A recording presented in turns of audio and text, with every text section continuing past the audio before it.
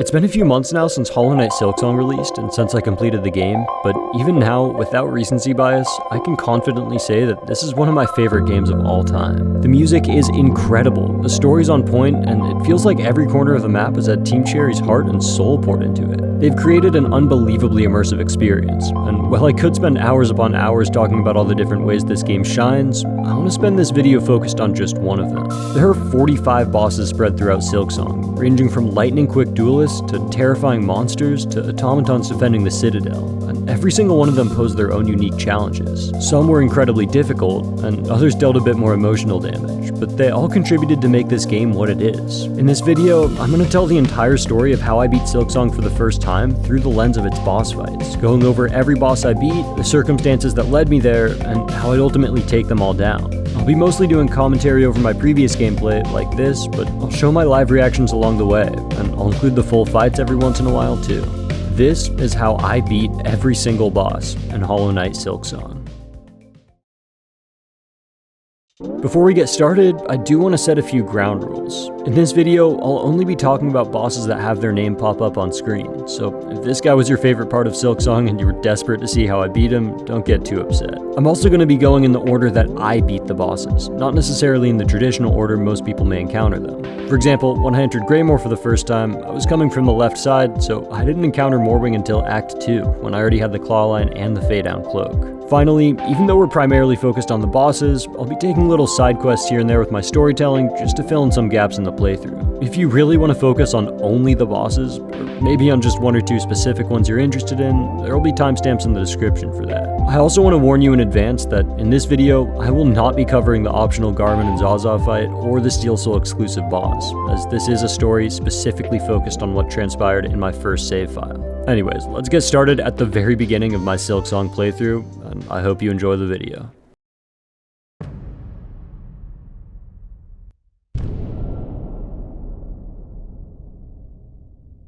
As with every playthrough, the first boss that I encountered was Mossmother. It's a fun little fight to start off the game, and has amazing music, but as you might expect, Mossmother is incredibly easy. There's not a lot to talk about here. I beat her on my first try and only took 1 damage. That said, it was a great chance to experiment with the new diagonal pogoing, which was a mechanic that really excited me at first, and took a while to get used to. Messing up a pogo is how I'd take my only damage for the entire fight, and shortly after, I dealt the final blow, allowing me to exit Moss Grotto and really kick off my journey through Farloom. After a bit of meandering around, I found my way to the Silk Sphere ability, which meant that it was time to take on Bellbeast, boss number 2 of my playthrough. This was a pretty big jump up in difficulty for me. On my first try, I kept taking damage from misreading attacks, and this was the first instance where I realized just how punishing the bosses could be. I took 4 masks of damage from just one mistake when the Bellbeast jumped for the first time, and I take damage again when this bell bounced sideways, before getting a little greedy and earning my first death. Attempt 2 started off much better, getting to the second phase hitless and even getting my Silk Spear involved, but for whatever reason, I had terrible spatial awareness when these bells started falling from the ceiling. I had better luck on my third try, where despite a few silly mistakes, I was able to consistently get in needle strikes throughout the whole fight and chipped away at the boss's health, culminating in this really cool final blow.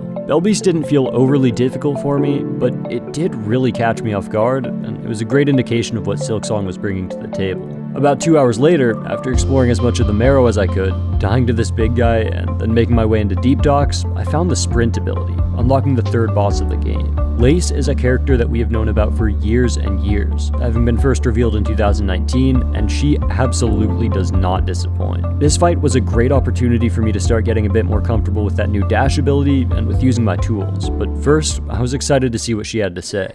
I can save you, little spider. All the trouble you'd face above, all the suffering. It's so simple. I'll just skewer you here now. Pluck that flickering life right out of you? Alright, let's see how the fight goes. Damn. My fault, Lace.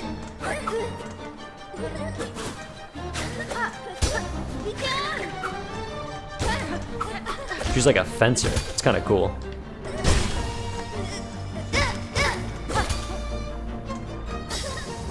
Oh, that is so sick. Oh, this is such a cool fight.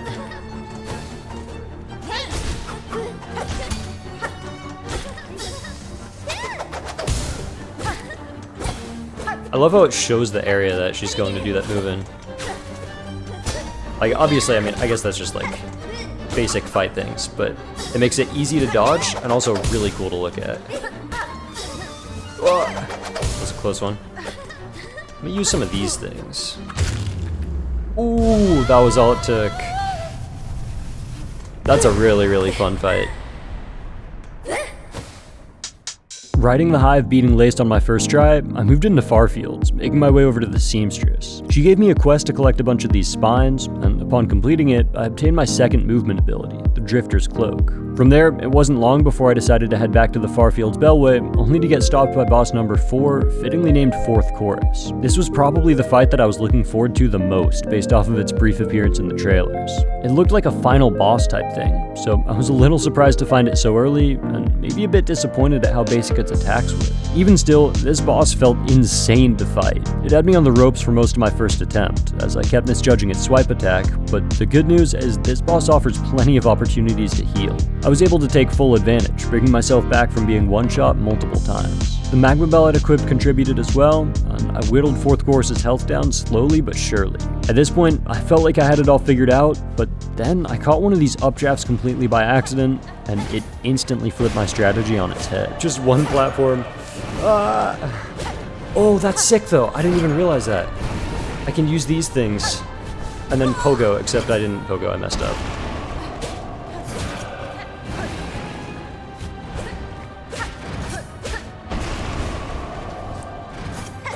Oh, that's how I beat it. You gotta hit these things.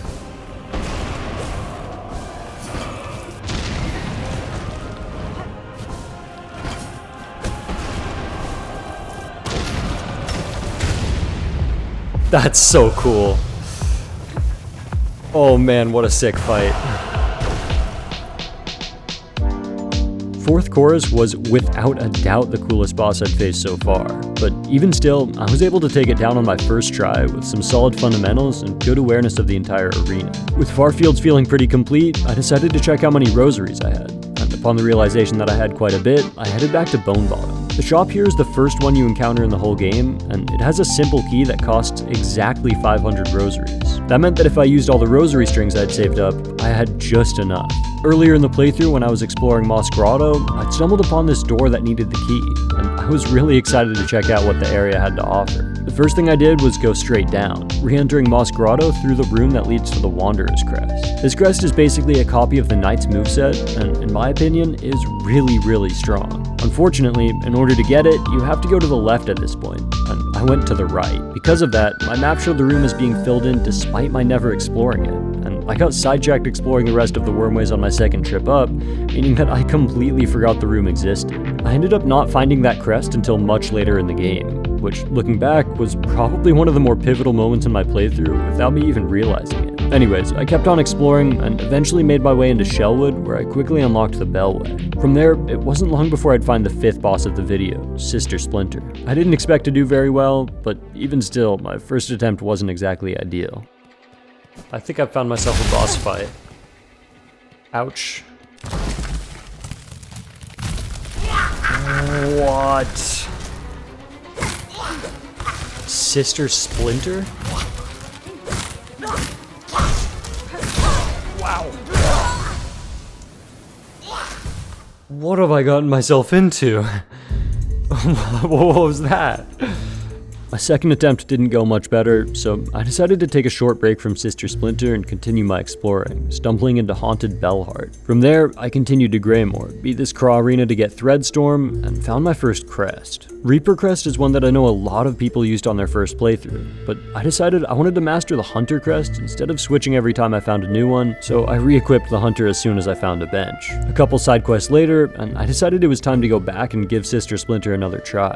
This time, my first attempt went far better, as I finally figured out the patterns behind her attacks, managing to knock her down and getting her to use her first summons. Those summons did quickly overwhelm me, but I still felt like I learned a lot. On my next try, I would learn even more, getting perfect timing with my Threadstorm, and realizing that if I played it right, I could one-shot her summons, something that would be absolutely essential. I tried to use that going into my next attempt, and I played it almost perfectly, going fully hitless for nearly the entire fight, but a couple simple mistakes, and I lost my health again in mere seconds. Nowadays, these summons summons only do 1 damage instead of 2 because of a nerf that Team Cherry issued within the first couple weeks, but when I was fighting Sister Splinter, that nerf had not yet come out. I don't think the boss necessarily needed to be easier, but at the same time, I do get it. This felt almost unreasonably punishing, especially for such an early fight. Thankfully, it wasn't that big of a deal, as a couple attempts later, everything would finally come together.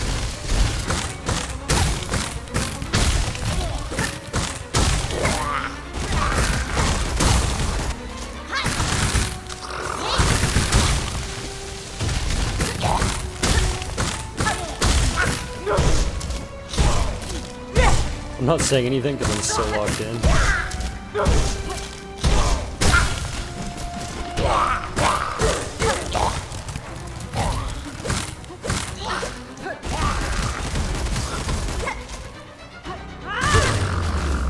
Nice. Oh, that's so huge. Let's go.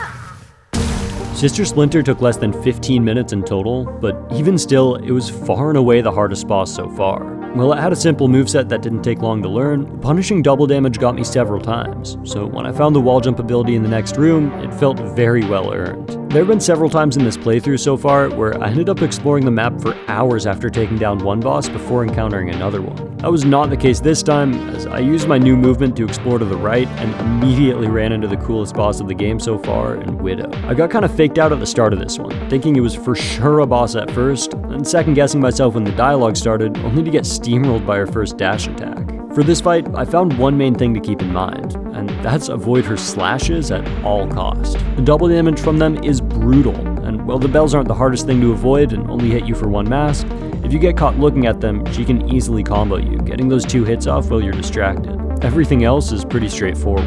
I ended up losing my first attempt to this debris field attack, completely misreading it, but on my second attempt, my decision to play with more aggression saw some results, getting to her second phase. Despite that, I once again fell for the trap of looking at the bells instead of Widow, and she finished me off with her double damage. A couple tries later, I had one of my biggest weaknesses fully exposed. I have a tendency to want to heal too much. I love being on full health, and I'll heal as soon as I possibly can no matter what, often based on vibes more than anything else. This strategy worked alright for me in Hollow Knight, but in Silksong, it resulted in me getting punished more often than not, especially without the injector band tool. Even still, it can pay off every once in a while, and I got a couple good heals to keep the fight alive and finish off the boss, or so I thought. Come on. Nice, that's a big heal. Oops, I did not see it coming there. Is that it? Nope, okay. I was about to say. Alright. Fair enough. I thought that I beat her for a second. My fault. My next attempt started out terribly, and was constantly on a knife's edge. I kept getting hit down to 1 or 2 masks, then barely getting a heal off, only to instantly take damage again.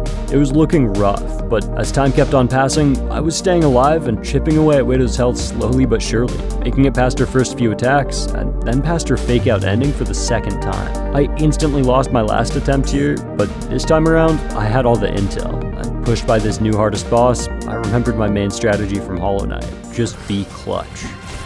Nice, good hit.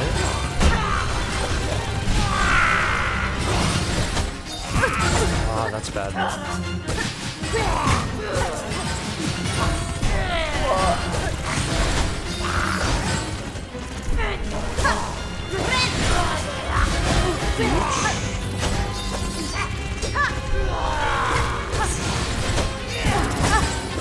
Very bad.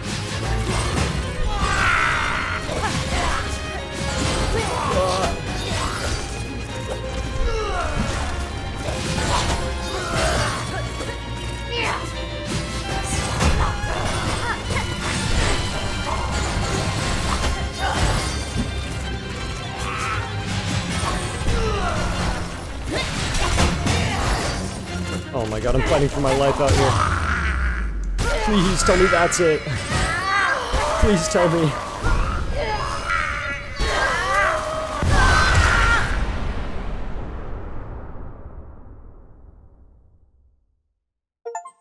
No way. Oh my god, that was a crazy fight. I can't believe that. The adrenaline is killing me. Holy. I was on 1 health like that whole time. Oh my goodness. Found the ancestral art needle in. Hold triangle to play ancient melodies by stringing silk along the needle. Silk will be expended. Strike enemies to replenish silk. Wow. After beating Widow and unlocking the needle in, I didn't really have any clear objectives that I could think of. The only obvious thing that came to mind was to use my newly acquired needle in, and there was a certain door in Moss Grotto calling my name. I got my 4th mask shot on the way, finally getting a much needed health upgrade, and then I entered Weavenest Atla. This is a really cool location, and I was able to upgrade my Hunter's Crest here, but the real reason I'm mentioning it is it happens to be the location of our next boss.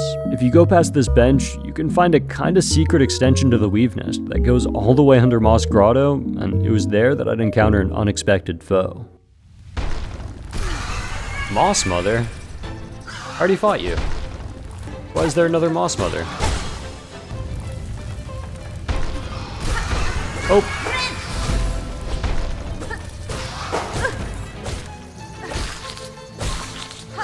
I guess I can repeat myself. Why is there another Moss Mother?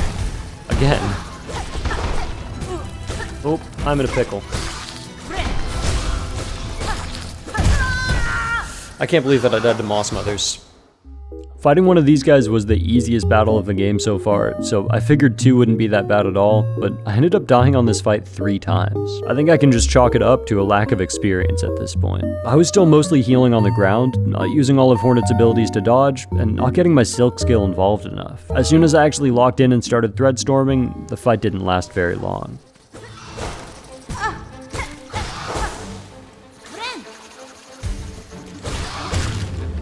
There's one.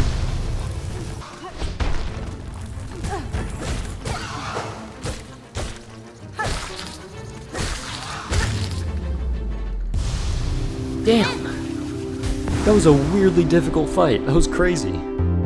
After taking on the Moss Mothers, I decided my next move should be to explore this new area in the Marrow, and that led me straight into Skull Tyrant. I like this guy. I don't know exactly what it is, because it was actually a kind of annoying fight, but I just think the way he rocks back and forth before jumping or running at you is funny. The tells here are pretty obvious. If his feet go into the air, he'll run at you. If they stay on the ground, he jumps. Then rocks can fall from the ceiling, so you have to dodge those as well. Unfortunately, it's a little bit easier said than done, and I kept not jumping high enough or taking damage from the falling rocks, so I lost my first couple attempts. On my 3rd try, I opened up with a Thread Storm to get some extra damage, but again, didn't go high enough and got punished. What followed was some of my worst gameplay ever, so I will not be showing very much of it. Thankfully, on my next attempt, I managed to survive long enough to chip away at Skull Tyrant's health all the way to victory. This was not pretty, but it was a good learning experience at the very least. I needed to clean up my gameplay, and I needed to do it fast. Just blindly swinging at bosses that do double damage and going for heals without thinking doesn't work when the bosses also do double contact damage and you only have 6 masks.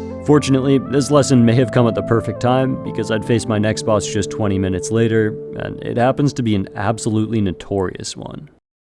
Savage Beastfly is a boss that has an insane reputation online, and between its double damage, unpredictable movement, and summons throughout the fight, it's gotten to the point where some people include this boss among the very hardest in the game. My first attempt would follow along with that expectation, as I played far too aggressively and got punished by contact damage, losing almost immediately. My second try started off in much the same way, but this time I was able to get a heal off and then actually learn a little bit about the boss, surviving to stagger it once and then twice. Unfortunately, I got a bit distracted by the little guys on the floor, and the Beastfly took quick advantage. That attempt, while not the cleanest, helped teach me a lot. First of all, I could dodge the downward attack in a similar way to Soulmaster from the first Hollow Knight, prioritizing getting out of the way and getting a little extra damage when I felt safe enough to. Second, the Beastfly would kill its own summons if I tricked it into doing that downward attack over them. This would be especially important. Finally, this boss is pretty straightforward. As I said before, just blindly swinging at these bosses that do double damage on contact is a recipe for disaster. I need to be smart about timing my heals and play more defensively instead of just chasing for more damage. With all this newfound knowledge, I went back in for attempt 3 and promptly forgot everything I'd just learned. I'm going into this 4 masks, that's not exactly ideal.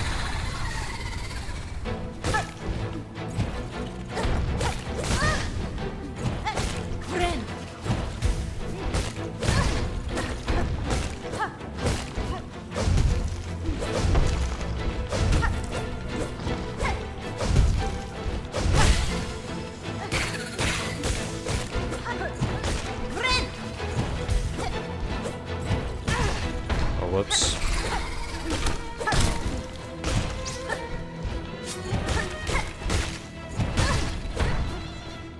Keeps on going sooner than I expect.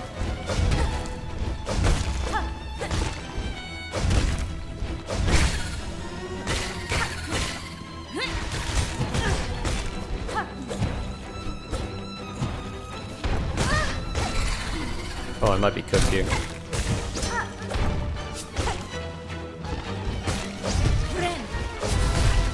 That was way too risky of a heal. What am I thinking?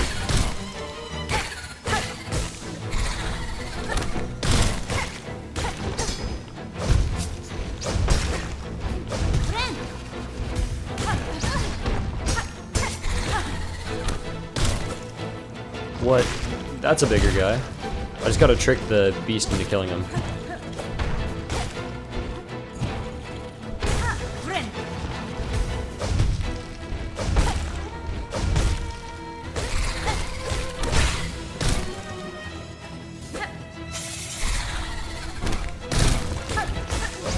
Perfect.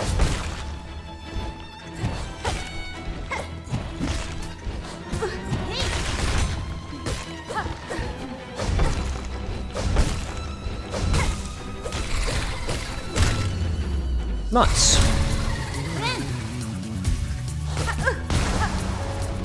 That wasn't bad at all.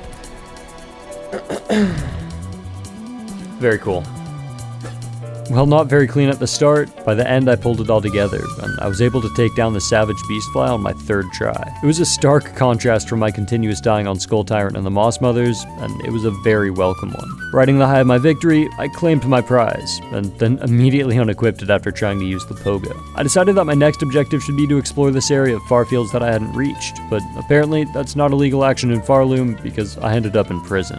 After fighting to get my cloak and needle back, I changed my plan and opted to explore the left side of Shellwood instead, stumbling right into Blasted Steps and then shortly after, the 10th boss of my playthrough. Great Conchflies have only 2 attacks. They can throw themselves across the arena, not even necessarily at you, just in patterns, or they can spit projectiles at you that bounce off the walls. I got hit pretty low right away because of those projectiles, but this fight offers plenty of opportunity to heal, so I was able to pretty easily take it down on my first try. All that it took was just going for needle hits and healing as soon as I took damage, and that was more than enough. This was the first boss that I'd beaten in one attempt since 4th chorus, and even though it was an easy one, it was still a great feeling. Next, I continued on up to the Bellway and Blasted Steps, gambled a little bit, and then headed back to Bone Bottom. I was planning on taking a break at this point, but when I sat down at the bench, I got absolutely blindsided by Skull Tyrant for the second time.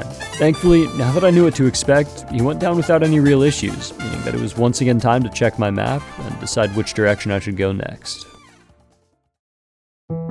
Taking a look at my map, I could pretty clearly see that the Citadel would be accessed from this upper part of the Blasted Steps, but to be perfectly honest, I had no idea what that would entail. I was a little bit worried that if I entered the Citadel, or the second act of the game, it might lock me off from exploring other parts of the map.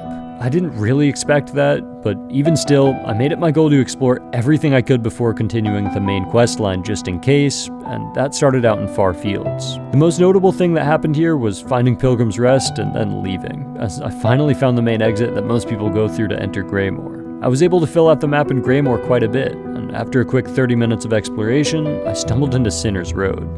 Alright, let's see what's going on over here now. Sinner's Road? Unfortunately for this area, I'm Alcaraz. Oh, I'm cooked. It's a good thing that I'm only focusing on bosses for this video, because if I wasn't, this segment would be a lot longer. We'll just say I didn't have the easiest time with Sinner's Road. Eventually though, I persevered, making it through almost the entire area, and I got a nice surprise when I found a breakable wall. I've been sticking to mostly commentary for this video so far, but my first experience with this new area is something that I think is worth getting my live reaction for. Now this seems like a boss. Bile water. It's not a boss, it's a whole new location? Are we being serious?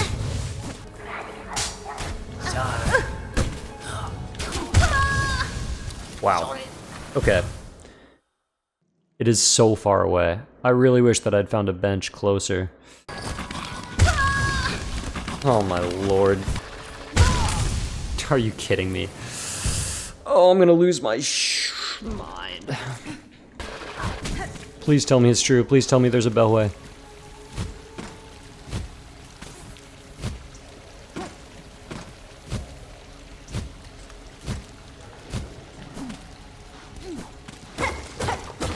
I'll do anything for a bellway.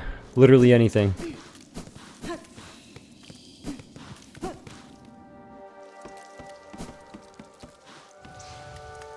The mist? What the hell?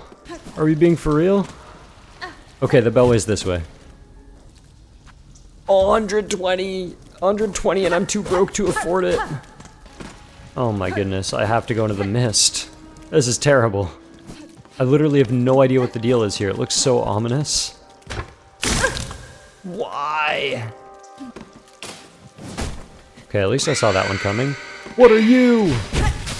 What?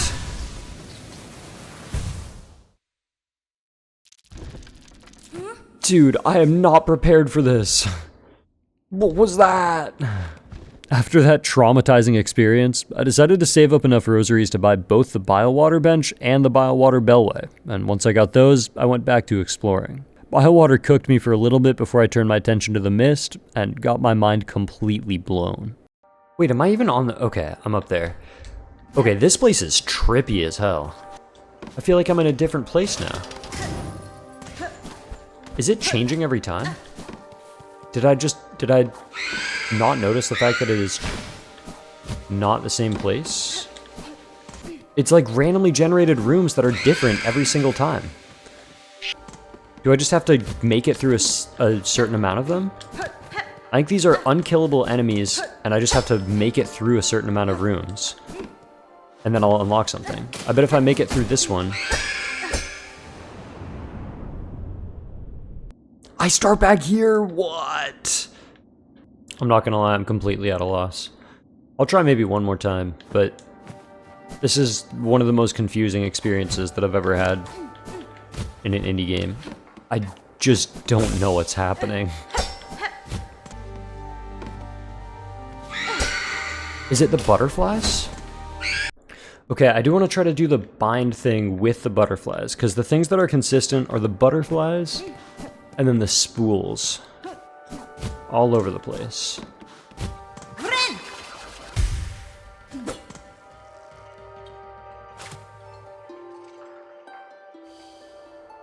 Yeah. Wait, they just left. Yeah, and then these things are like sucking the silk out of me.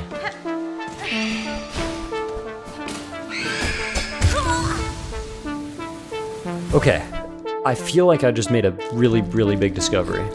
This is honestly really, really, really cool. Because you see the butterflies. This is the hint.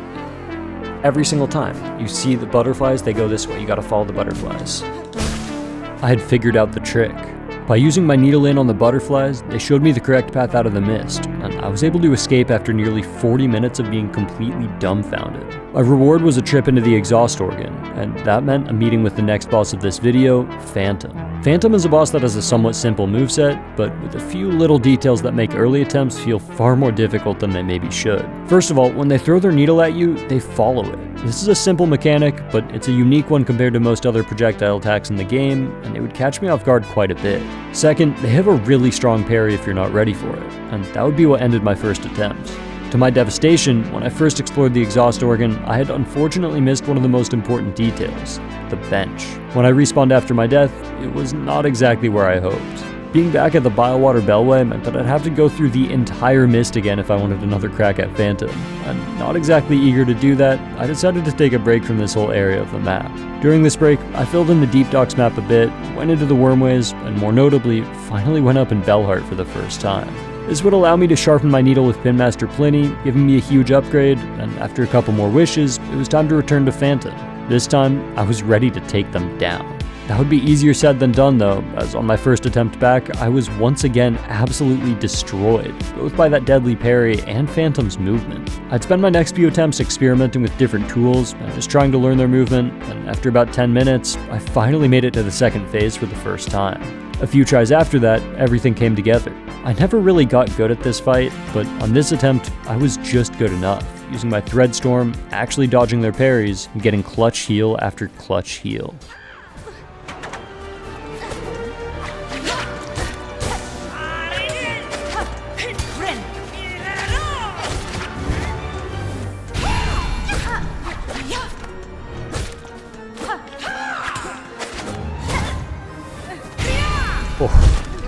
close one.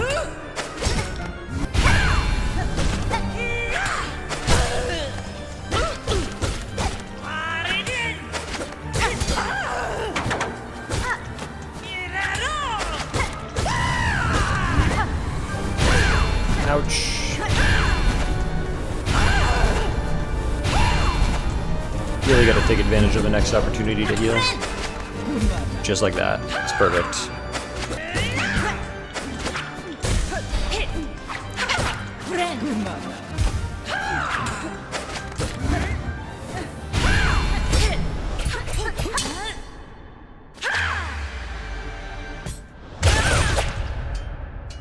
No way.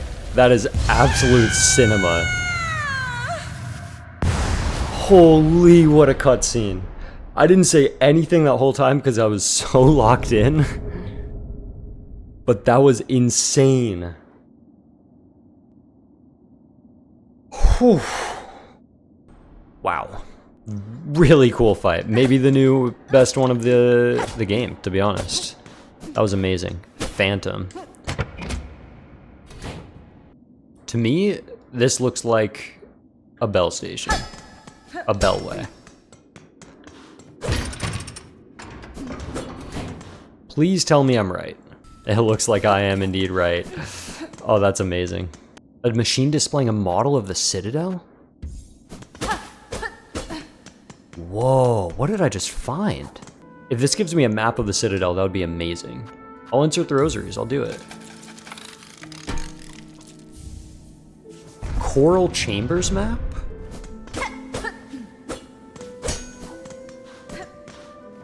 What do you mean Coral Chambers map? Where's Coral Chambers?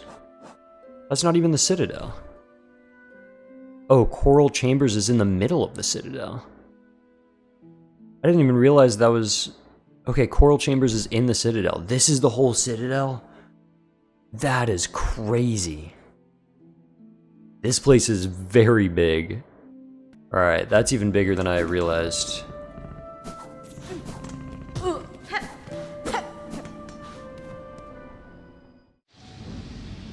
Cutscene time? Let's see it. Wow, this looks beautiful. Wow.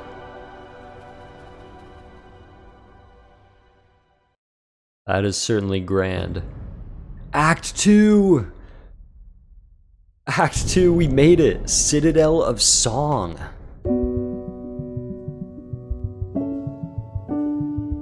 Phantom was the 11th boss I'd beaten in my playthrough, and was also the final boss I'd fight in Act 1, as I stumbled right into the Citadel completely by accident. I had a short conversation with Lace, where Hornet dropped some insanely hard lines out of nowhere, and then I decided I might as well explore. I'm gonna be honest, I was a little floored by the beauty of both the music and scenery of this whole area. Coral Chambers is absolutely gorgeous, and while I had been enjoying the game up to this point, I think making it into the Citadel here was the start of me feeling like I was playing something truly special. I was able to make it surprisingly far crossing the Citadel before eventually meeting my end confronted with the first Claw Maiden. I thought about it for a second, and decided that I didn't really want to go chasing after my cocoon. Instead, I might as well see what was up with that pathway and blasted steps, now that there wasn't any risk of me accidentally triggering Act 2. It took a couple minutes to get through this enormous room, but I eventually made it to a big gate. It turned out that in order to pass, you'd have to unlock several of the large bells around the map, but I'd already met that requirement. I was able to play my needle in to unlock the gate and gain entry into the Citadel from this side. At least, that's what I expected.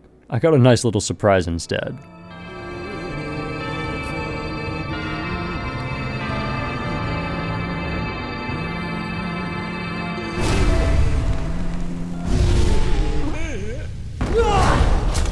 Oh.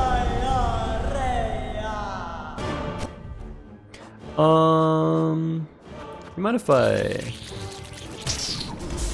Excellent.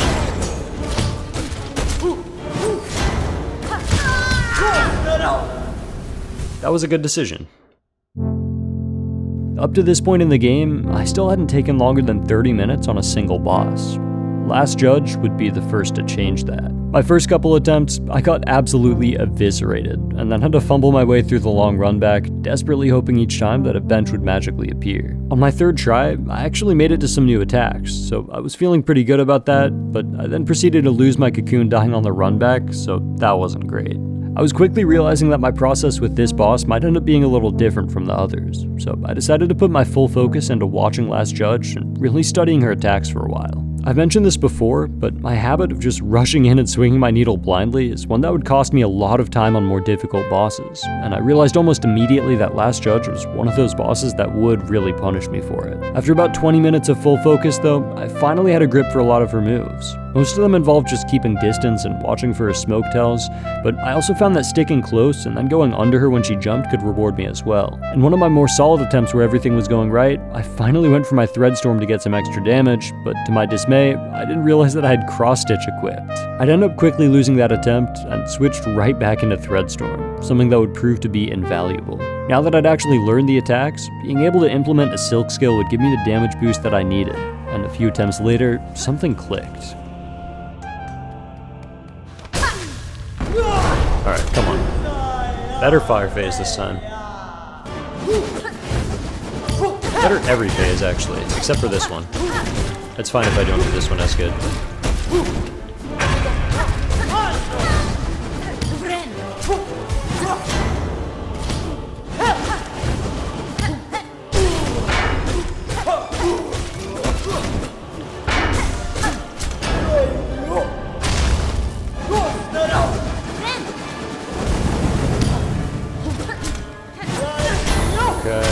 I need to start looking more for the tells. The ball is pretty obvious.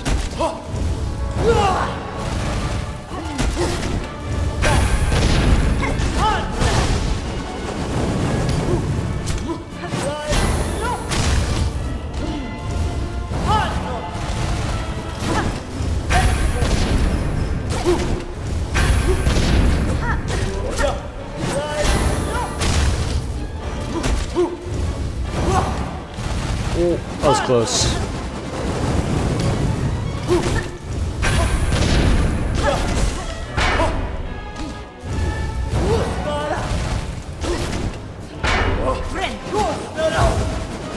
Nice.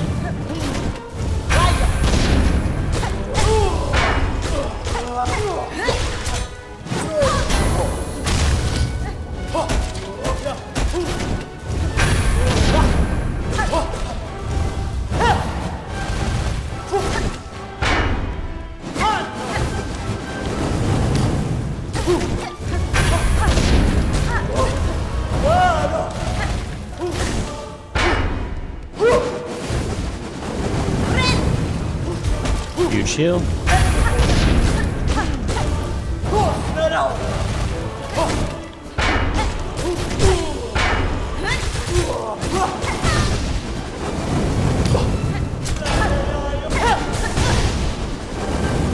Is this a new phase?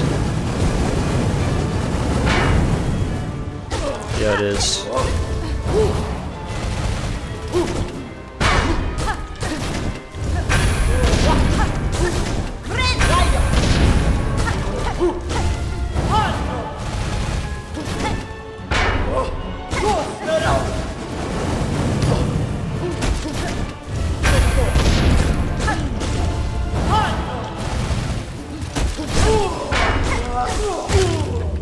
Come on, man. Is it a fake out ending? Do I need to dodge something?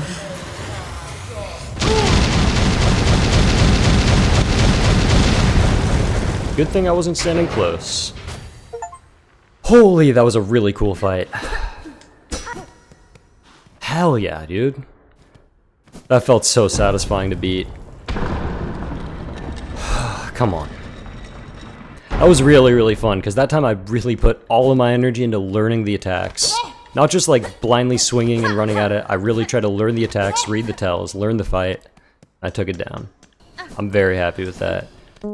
With the last judge beaten, now I felt like I'd truly earned my way into the Citadel, and I was more than ready to kick off Act 2. I got thrown into the Underworks briefly, but made my escape without too much trouble before continuing on up into new, unexplored parts of the Citadel. I rested at this bench, accidentally founding the town of Songclave, and then I decided to explore just a little bit more before calling it for the session. Little did I know, I'd stumble into the Cogwork Dancers, one of the most beloved bosses in the entire game. I gave it one try, but I entered the arena on only 3 masks, and I didn't last too long. The next day, I came back, ready to give my all at what I expected to be the new hardest boss in the game. It was my first boss in the Citadel of Song, after all. Surely it would be formidable. Well, I'm sorry to say if you were waiting for this part, but I beat it on my second try.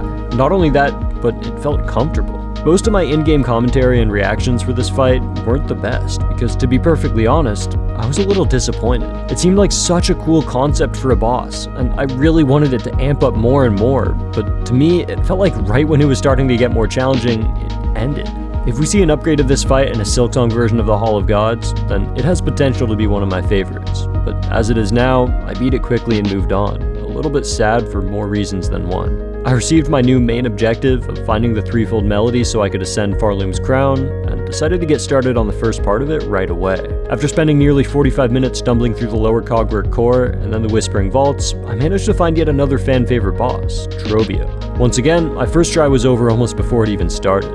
Not due to a lack of health or anything this time, he just got me with heavy-hitting attacks right off the bat. Once again, following in the trend of the Cogwork Dancers, my second attempt was significantly better, as I managed to stay in the fight for 2 minutes before eventually dying. My notes for this fight were pretty simple. I absolutely love the music. I think it's hilarious that all of his voice lines are just him saying his own name like a Pokemon, and I also started to get a little bit annoyed by how long this fight was. I kept on staying alive, playing really defensive for a minute or two, then getting impatient and going for more damage, only to get comboed and lose the attempt. After about 20 minutes of this, I had realized 2 things. One of them was I needed to be much more careful of him bouncing back off the wall, as that kept getting me, and another one was that I needed to stop talking. When I'm recording things like this, or streaming, or making content in whatever way, I try to commentate over what I'm doing a lot to keep it entertaining. It also happens to distract me a lot from the fight, often without me fully realizing, so I decided to give it just one try without talking much at all. I wonder how many rosaries I'm at by now. I just realized I haven't even really been paying attention.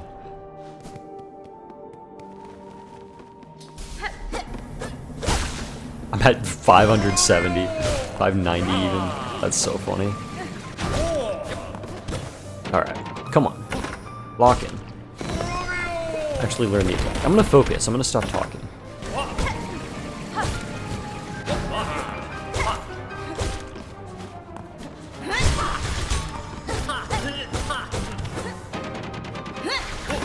Oops.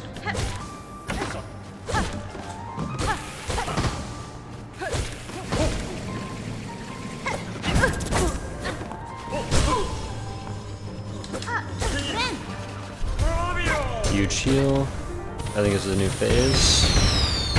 Yep.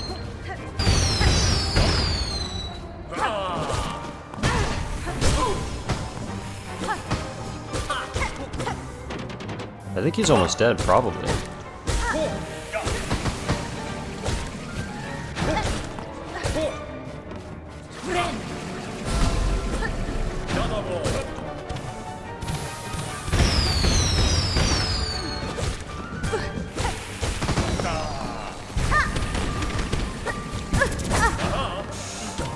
Oh man, come on.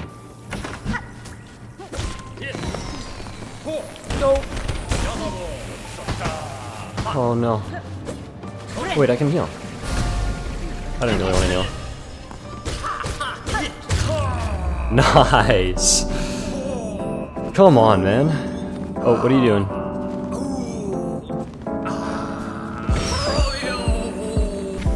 This is the most dramatic ending to a fight ever. After Trobbio, it was time to get back to exploring, and I was massively rewarded just 45 minutes later as I managed to find my way to the claw line ability. Not only is this one of the most essential forms of movement in the entire game, it also happens to be one of the best tools for combat. Unfortunately, the latter is something that I consistently manage to forget at some of the most pivotal parts of the game, which I now find immensely frustrating watching back, and it's something that you'll see quite often later on. With my newfound harpoon, the first thing that I thought to do was go explore Mount Fae, and that would pay off big time for me as well. I thought about showing more highlights from this part of the game, but it only took me about 25 minutes to get to the top, and platforming is not the main focus of this video, so I'll just sum it up briefly. I died 3 times in total, twice in this one annoying room, and once because I missed a super easy jump a bunch of times in a row. I had a lot of fun, kept on comparing the mountain to Celeste in my commentary, and eventually unlocked the Fae Down Cloak, also known as the double jump ability once I got to the top. Having obtained a bunch of new movement options, I now really felt free to explore the map, so I took a quick stop in Bywater before heading down and finding myself in the arena of our next boss, Disgraced Chef Lugoli. I'm gonna be honest, this was one of my least favorite bosses in the game. The little run back annoyed me, the arena before the actual boss annoyed me, and the fight itself also annoyed me. This boss took me longer than Last Judge did for absolutely no reason at all. I kept on playing way too aggressive, running straight into their jump attack, taking contact damage, and getting hit by the muck maggots. At one point, I guess Lugoli got fed up with me too, because they just left during the middle of our fight. That ended up getting patched out the next week, but I thought it was pretty funny. Eventually, once I was able to shift my mindset around and actually use my clawline and silk skills for once, I managed to make it look like I might not actually be that bad at this game. Wait, I wasn't even paying attention and I'm like almost dead. I was just spacing out thinking about other things. Alright. I'm gonna be at full health this time. I'm doing it. Now, full focus from the start. I'm gonna focus on not taking damage.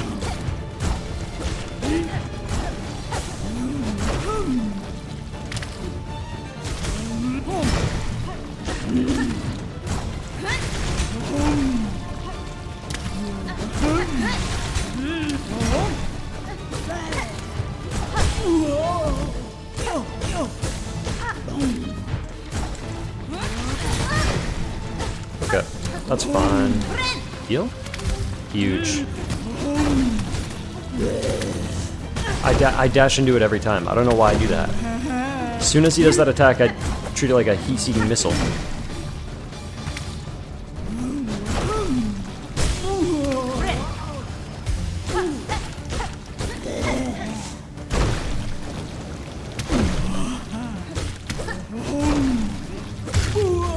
Nice.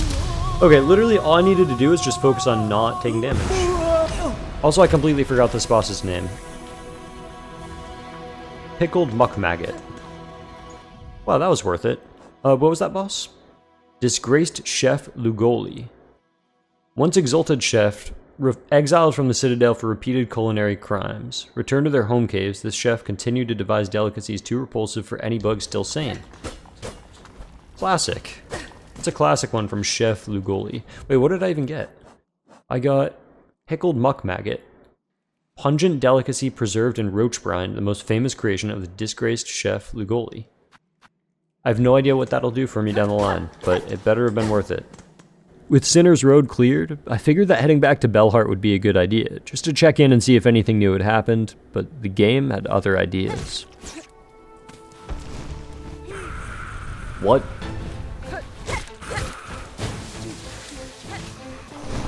What are we doing?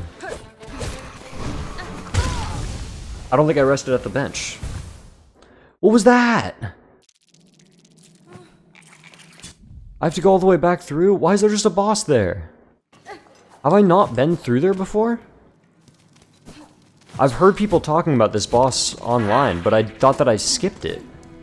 Moorwing is a boss that was legendary online for the first couple weeks after Silksong's release. I did my best to avoid spoilers for this playthrough, and was for the most part successful, but even I had caught wind of this brutally unfair early game boss. That said, I was under the impression that I'd somehow avoided it. All that I knew was that while it was rumored to be difficult, it was supposed to be in Greymoor, and most people fought it before finding Belheart. I was far past that point, so it was a complete shock when I ran into it out of the blue, but I was actually kind of excited. Unfortunately for Moorwing, though, I had a few more abilities than most do when they have this encounter, and it would only take me about 5 minutes to win the fight. The reason it even took that long was because I was messing around, trying to stay almost entirely in the air and chain claw lines and pogos. Even still, that finishing blow was incredibly satisfying. It felt great to get a solid win under my belt, especially considering what I would find upon my arrival in Belheart, but first, I got sidetracked doing a whole plethora of things. I took a ride with a flea caravan, and after a bit of exploring, found myself a couple mask shards and a silk skill. By the time I'd made it back to Belheart, I only needed one more shard for my 7th mask,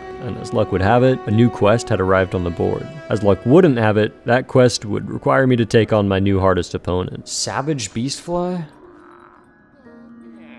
Reward is a mask shard, I need that. Is a Savage Beastfly not the thing that I already killed that I was just referencing? Yeah, okay, Beastfly is smaller. Savage Beastfly is the big one. That was the boss. Defeat one more to complete the Hunter's Notes. You fight the boss again. I'll do that. That sounds fun.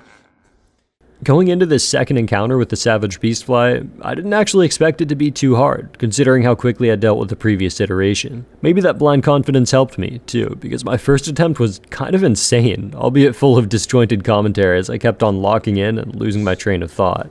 I'm not seeing any, Oh.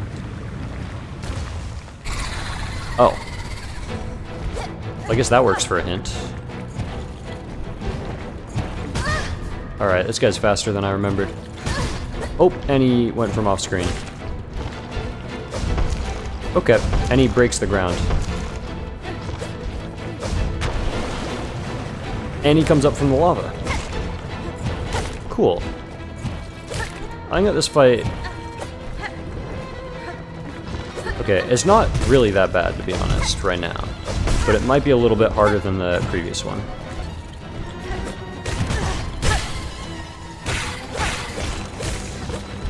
Depends on if he brings summons back. Oh, yeah. He has indeed brought his summons back, and this time he doesn't kill them. That'll make it a lot harder. But actually, the good news... Well, no, that's bad news. I was gonna say the good news is that they can... Oh. They can let me... recharge my silk. Wow, that was close. Heal? Good. Oh. Dang, I had to jump up. Okay. It's not that bad. I could have beat that first try. Despite the fact that I was genuinely close to beating it on my first try, I would not have as much luck on my second attempt, or my third, or my fourth. The biggest challenge with this boss was, as always, finding that perfect balance between attack and defense. Most of the time, when I'm struggling to take down a boss, I end up beating it after switching to a more defensive playstyle and just focusing on not taking damage, but that doesn't quite work in the same way with this guy. If you let the summons be, they quickly put you in difficult situations and become overwhelming, so it's important to get rid of them as soon as possible while playing safe and not chasing down the Beastfly the whole time. Magma Bell is a great tool to use for this fight with all the fire attacks and lava, and after about 15 minutes, I realized that and equipped it. That would help a bit, but this boss was still a force to be reckoned with. No way! What a snipe! Are you kidding me? That guy's even stronger than the Beastfly. That's a crazy shot. Like, actually, are we being for real? I want to stop the recording and go check the footage, because that guy is clearly using aimbot. After a few more rough attempts, I took a short break before coming back with a fresh mindset, and that would prove to be the difference.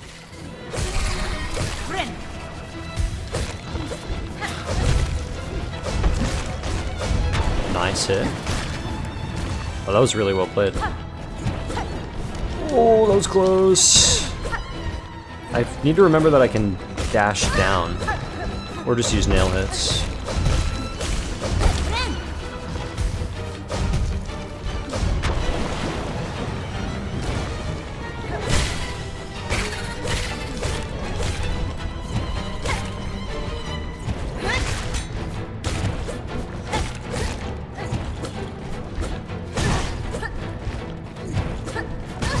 Oh, this is...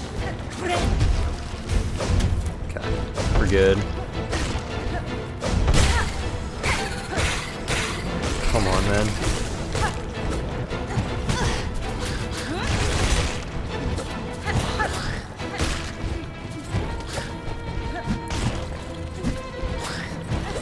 No.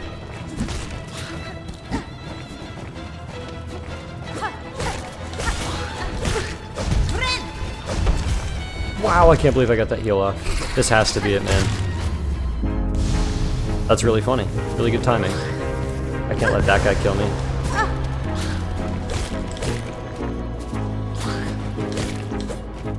Yeah, get cooked, buddy. Oh man, that was a tough fight. That was a really, really tough fight. That's definitely up there. Up there with some of the hardest. I see why so many people were complaining about it online.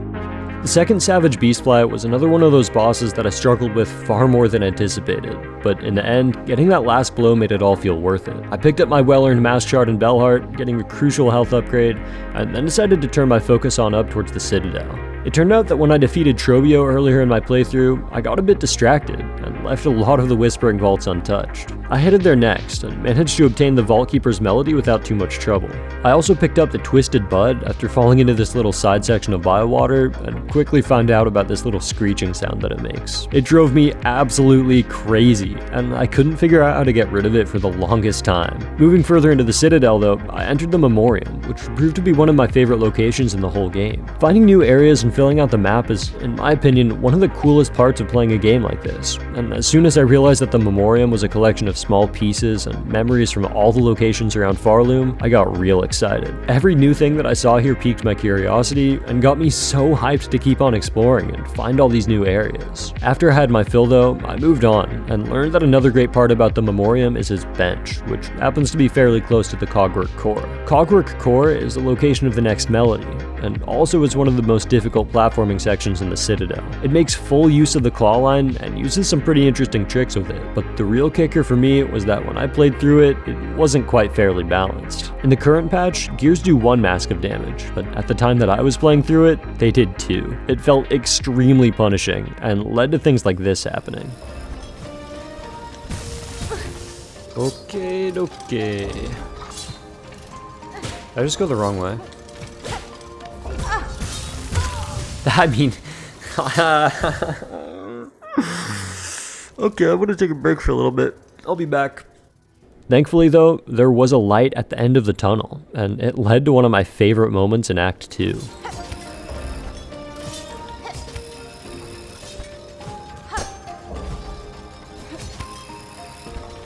Nice. Perfect. 1 heart, no silk left. I have them right where I want them. What am I looking at? What if you guys just gave me the song for free? I wonder if there's a way to just make them all line up, and it's as simple as that. That'd be so nice, right?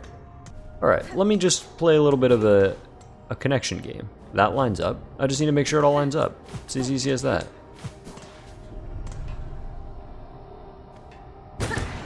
That doesn't perfectly line up. That doesn't. That does. Oh, it literally is that easy. Wait, all of those work. Am I crazy? No, I'm not. Okay. Fair enough.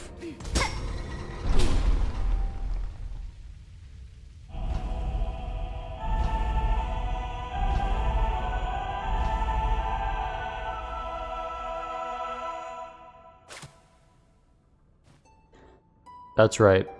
It's needle-in time. Oh, that's a cool little lick.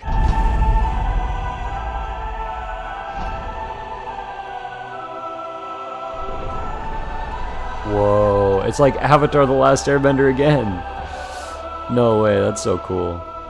Learn the Architect's Melody. 1 part of the threefold melody entrusted to the industrious architects.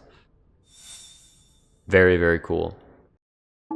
With 2 out of the 3 melodies discovered, I felt like I was on a roll, so I pushed on and targeted the 3rd one. That goal would lead me into the High Halls, a beautiful area with music to match, and at the bottom, I discovered debatably the hardest enemy gauntlet in the game. Not only did this gauntlet take me more than an hour to beat, but I also paused my recording to go to the bathroom and forgot to press record again when I came back, so I completely missed my winning attempt and my collecting the melody. This is the only time that it would happen in the entire playthrough, and thankfully, I didn't miss too much, but I was still pretty bummed out about that. Either way, I now had all 3 melodies in my possession, and that would lead me directly to our next boss, Lace. My first attempt looked really solid, as I quickly made the realization that Lace was doing a lot of jump attacks, so it was in my best interest to stay mostly grounded. My second attempt wouldn't go quite as well, but I bounced back with my third try, getting a much better read of her moves and making it to the next phase before my luck ran out. Watching back my fourth attempt, I realized something that might have been a big factor in my struggles on a lot of these bosses. In the first Hollow Knight game, my charm build relied heavily on nail damage, with Quick Slash, Mark of Pride, and Unbreakable Strength all mainstays for my toughest fights.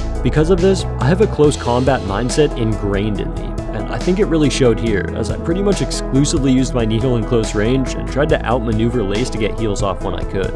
It maybe shouldn't have been the main strategy for this fight, but I did manage to get to yet another new phase on this attempt, getting incredibly close to defeating her. All I had to do was implement my Silk skills a little bit more effectively and I'd have her, and feeling supremely confident, I went right back in for my fifth try. That was a very, very cool moment. Again, it's so close, man. I'm right there.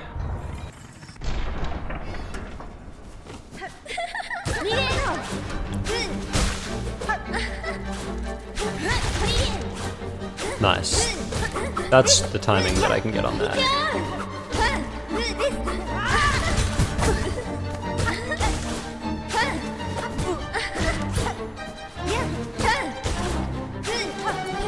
I'm pretty close to knocking her, then I should be able to get a heal off. Perfect.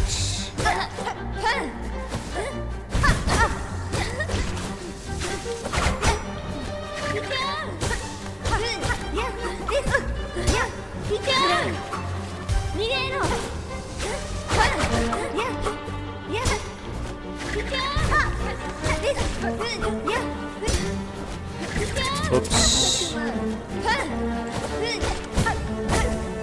Okay, I'm playing a little bit too aggressive with the flea brew, I think. Ow.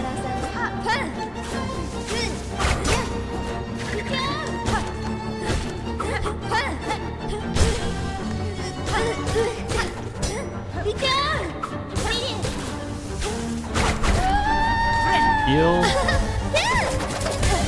Ouch. Ouch. Calm down just a second, why don't you?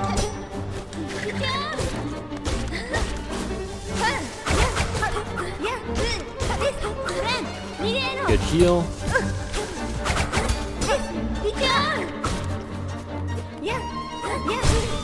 Nice.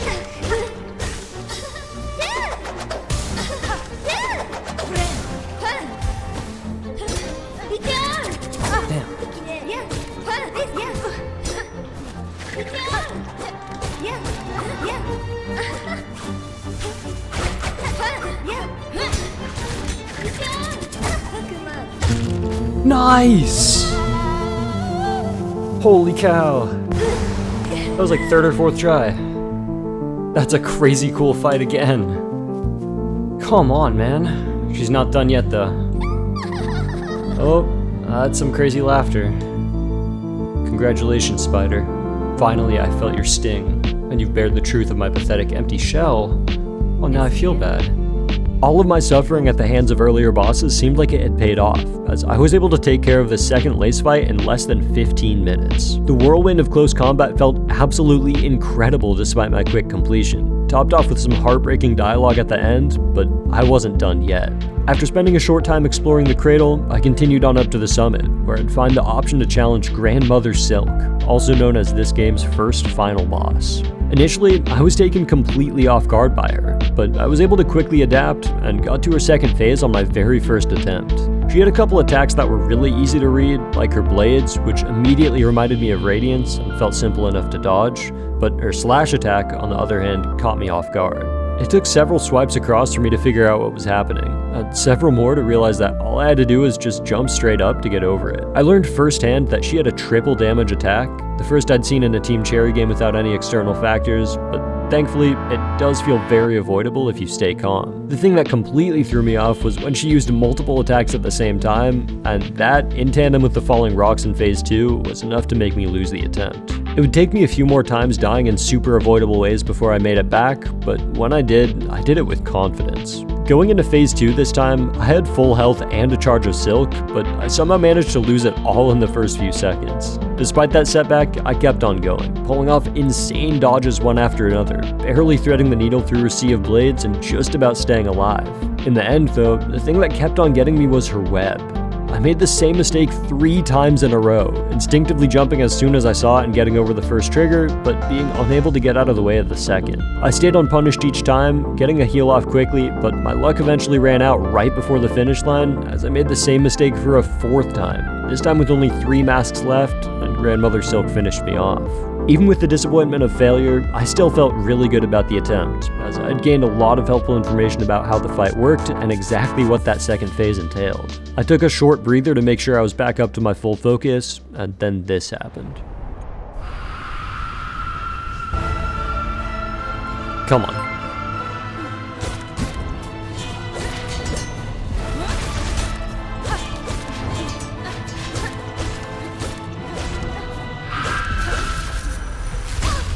Okay.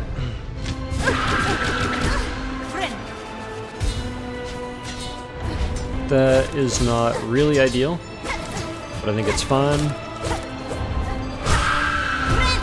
Get a nice little heal here. I knew it was coming, I just couldn't quite dodge it. It's so hard to dodge, man. Okay. We're good. That's slightly unfair, but it's not a big deal.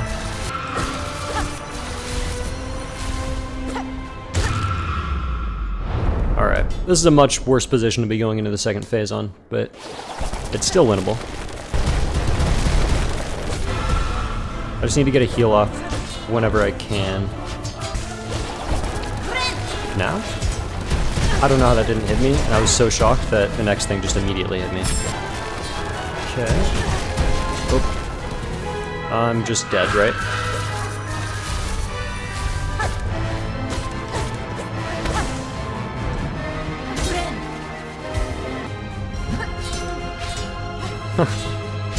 Come on, hit her. Nice. Oh.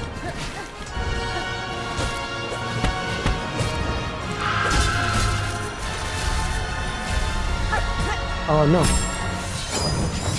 Come on, get me the heal. Okay, well, you know what? I didn't really need it anyways. Okay. I'm good. I'm just gonna stay over... Okay. Slash goes up. Cool.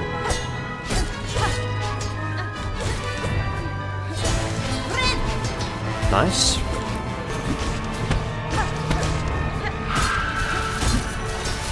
Okay. I'm gonna be one shot now.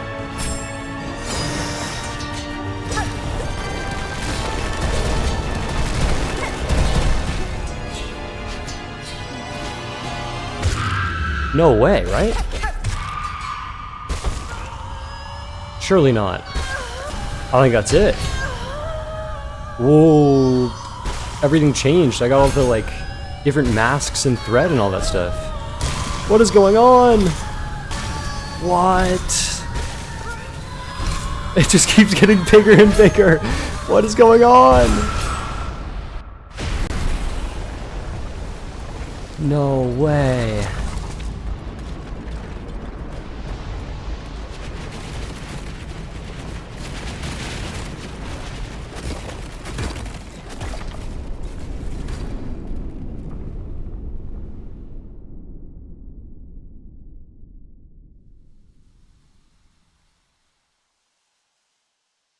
Oh my goodness. What? What am I seeing? Is it like the Hollow Knight ending? Did we replace her? Did we replace the grandmother? No, we got totally consumed by the silk? What?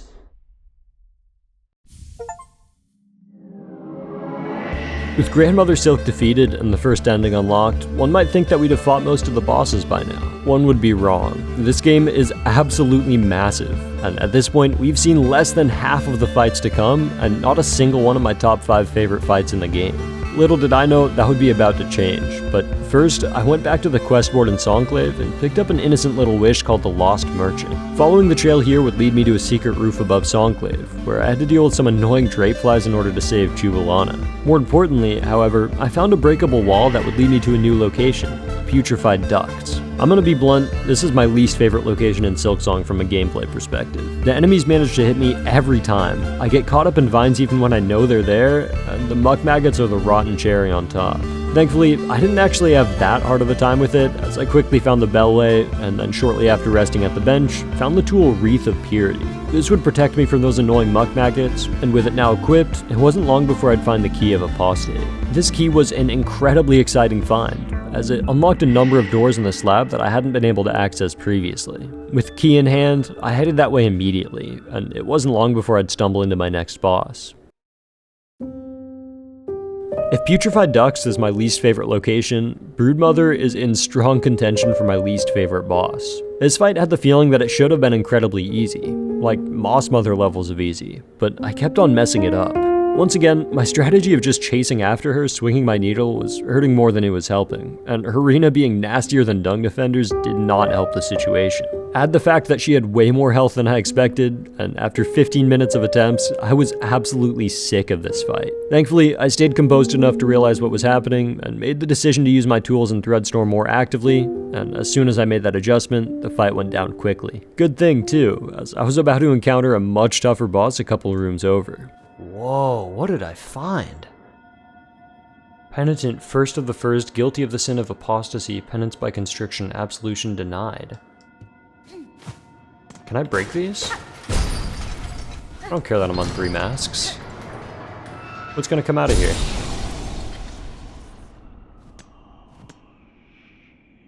I can enter?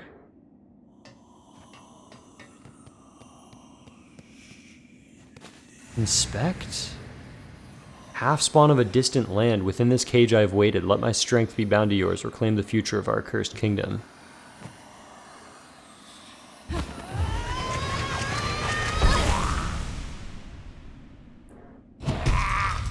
What did I just bind? First sinner.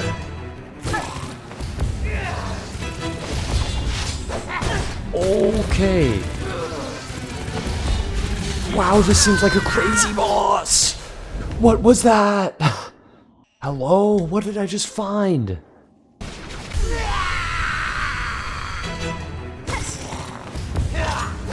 Okay, let me just try to get a read on the moves at first.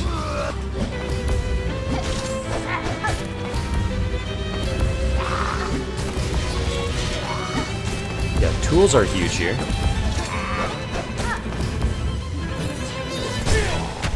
Nice. Yeah, didn't think that would work. Still worth a try, maybe.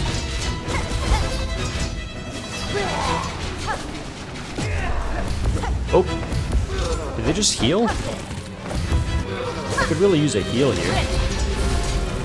Not gonna give it to me? Understood. That is a crazy, crazy fight. Holy moly. It was only my second try, but I'd already figured out my basic plan for how I'd approach this fight. I'd mostly focus on just staying away from her attacks, getting little bits of chip damage when possible, and then relying on my tools to get some extra hits in as well. If you deal enough damage to her, then you'll unlock her ability to use a healing move, and interrupting it is incredibly important. One big thing that I hadn't remembered, however, was one of the most helpful tools that I had at my disposal. The claw line would allow me to close the distance while dealing damage and regaining silk, and my lack of using it would prove costly.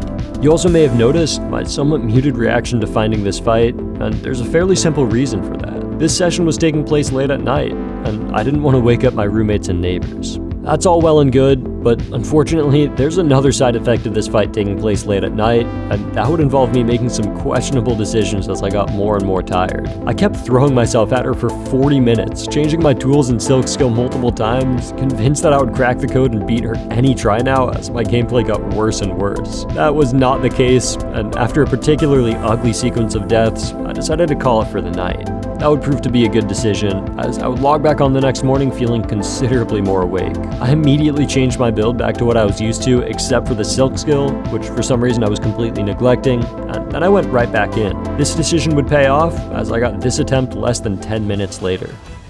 Really good shot.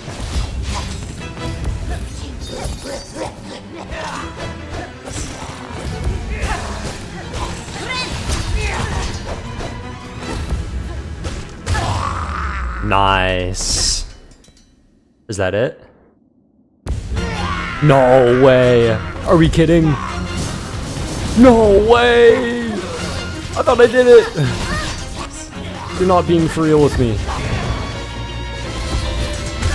That is so insane. There's a second phase. I was so happy. I thought I'd done it. Oh my goodness, this is a ridiculously hard fight. Are you kidding me? There's a second phase. I was a little bit rattled by there being a second phase, but thankfully it didn't matter too much. This next attempt would take me 5 straight minutes because of my terrible strategy of not using my Silk skill or claw line at all, but let me tell you, in the moment, I didn't care one bit. Okay, I'm just one nail hit away from a heal, so let me play safe, get that, get the heal, perfect, and then immediately make it worthless. Dude, I'm playing a little bit too aggressive on all those. That's good though. Get the heal.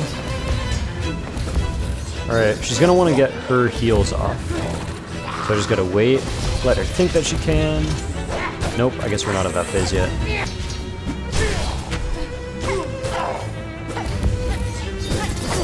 Okay, I went just a little bit too close. I'm gonna save my flea bruise for the actual, second phase. If I even make it there, which is not looking too good right now. Okay, I'm back to being one shot.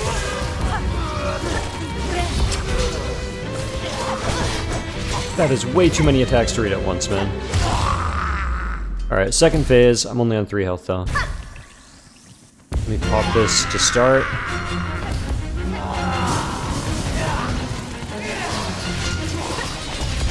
What am I even looking at? Heal? Huge? Oh, okay. Okay, I'm back to being one shot. Barely stopped that one. That's big. Love that.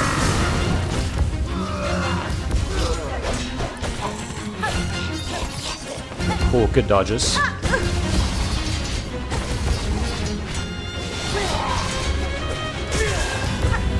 Huge, she almost got that off. I'll take that trade.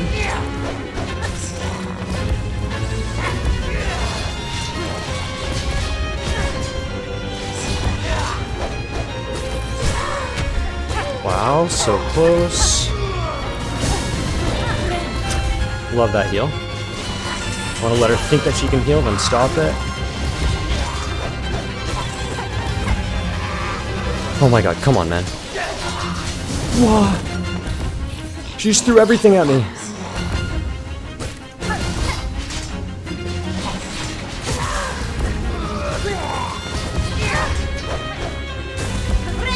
Heal? Come on.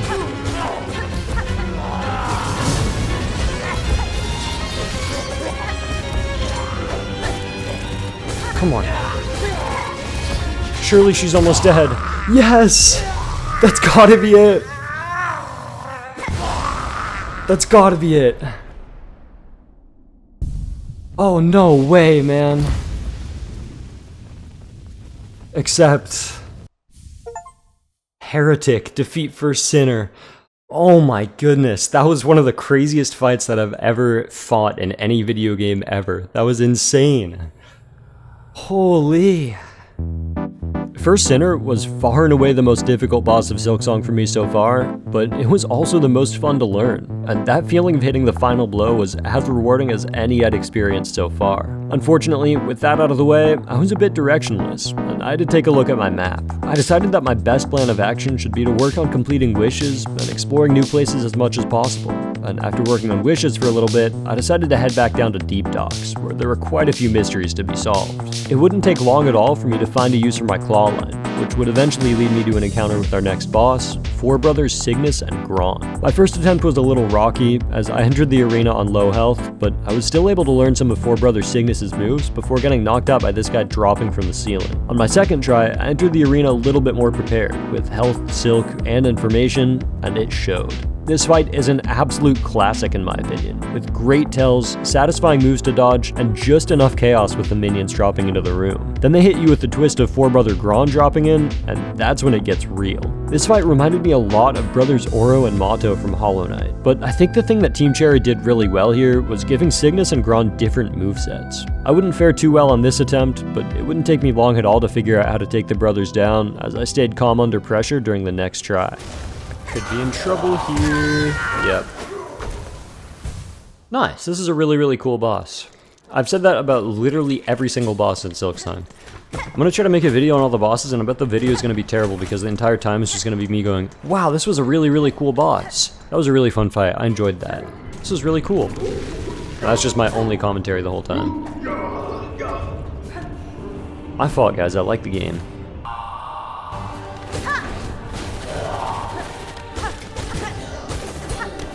Okay, heal would be pretty ideal. And we get it, very nice.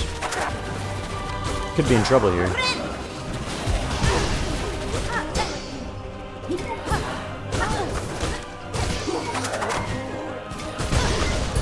Yeah, I'm probably dead.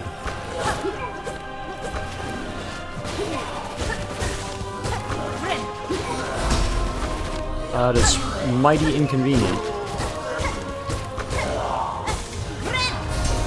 Dude, they're not letting me get a heal off.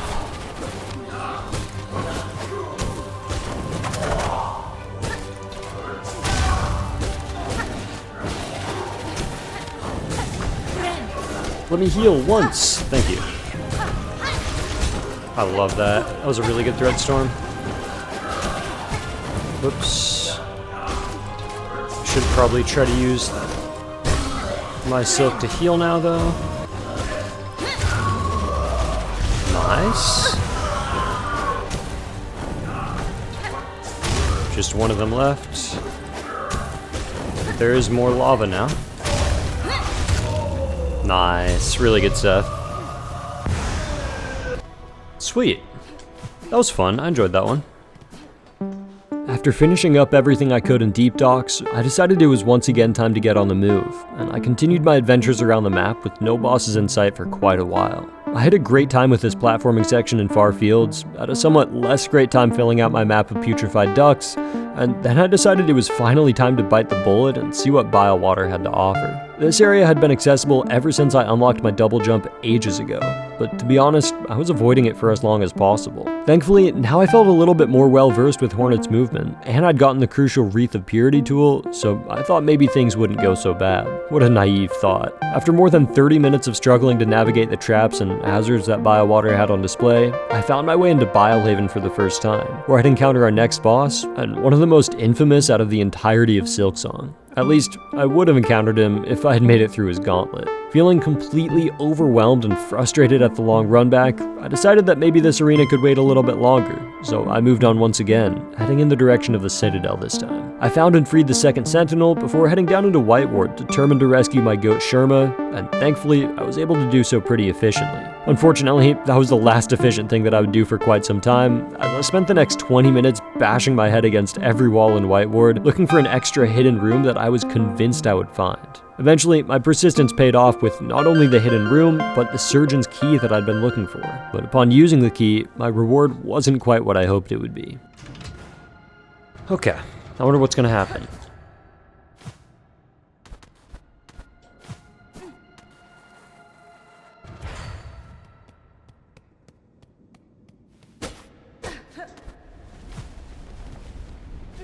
Oh, this is really ominous. The Unraveled. Oh, it's a boss.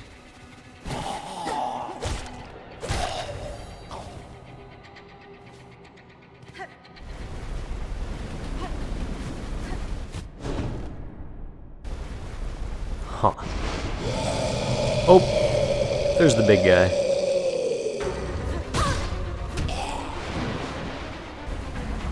Very ominous music.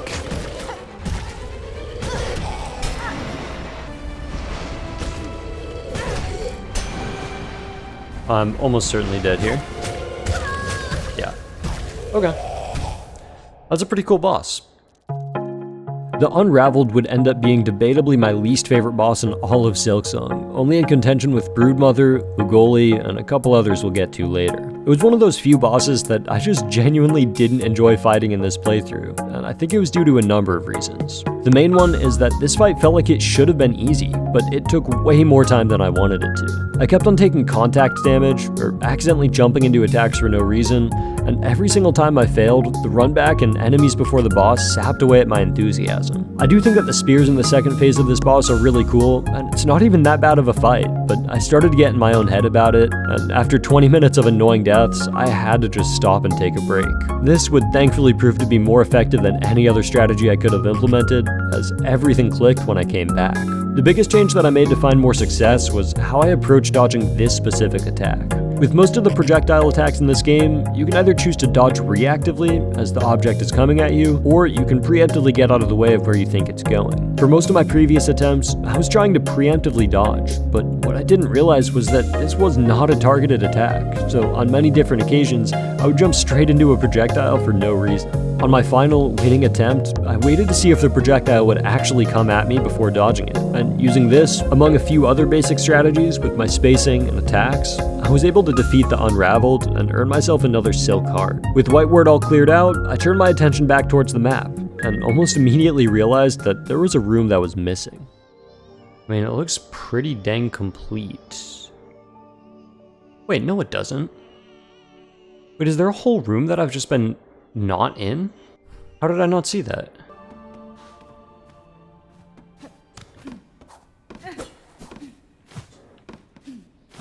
No, wait, I don't remember this at all. What is this? It's like a little, like, hit things around puzzle?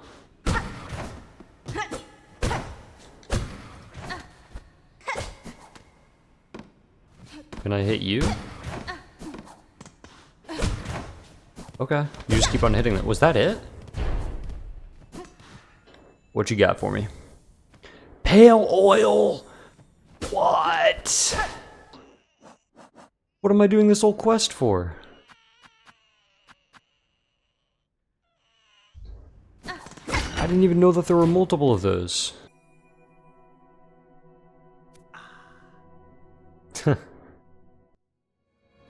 It's a funny animation. Needle sharpened, huge. Marvel of Farloom, see how it gleams, your long fine blade. Very nice.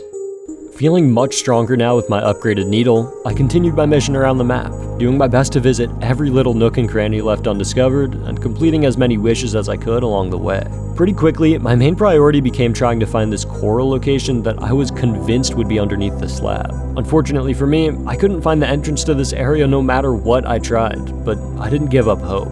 Shortly after I picked up these cool dice, rest in peace Lumble, they seemingly worked their magic, as I'd finally find the entrance into Sands of Karak just past the Pinstress. This area would prove to be a little bit more difficult than I expected, with some really unique platforming mechanics that would give me some trouble. This was an especially big problem when it came to our next boss, Raging Conchfly. This guy is out for vengeance after our earlier battle, and he zips around the arena going insanely fast with the classic double contact damage. The main issue here wasn't the actual fight though, it was getting to it. Every time, I had to start all the way over to the right at this bench, make my way up through a somewhat tricky platforming section, and then traverse through almost the entirety of Sands of Karak before finally making it to the arena. On my first attempt, I made it while being down 2 masks, and I gave it my best shot, but also got a little caught off guard by the speed.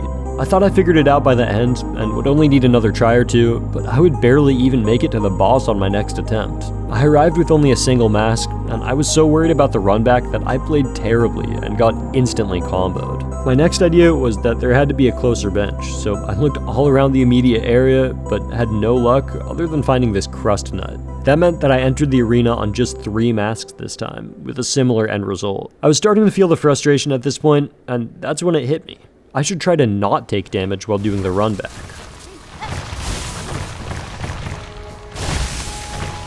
Love that. Absolutely love that. Now you get to see me full silk, full health. This is the first real fight. Bring it on, Raging Conchfly. Give it the best you got. Okay, I mistimed that a little bit. That thing is so fast. Okay. Gotta be careful.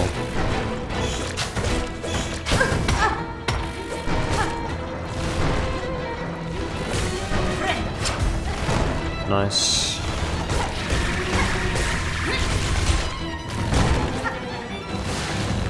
Well, that's kind of cool.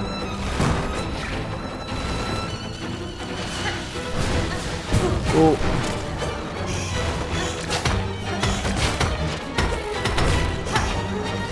I could really get a heal off. Nice. Ooh. Everything doing 2 damage is so rough. Oh, that's it. Or is there a second phase? No, that seems like it's it. Huge. Literally just took first try on actually full health going into the fight. It's pretty funny how that works.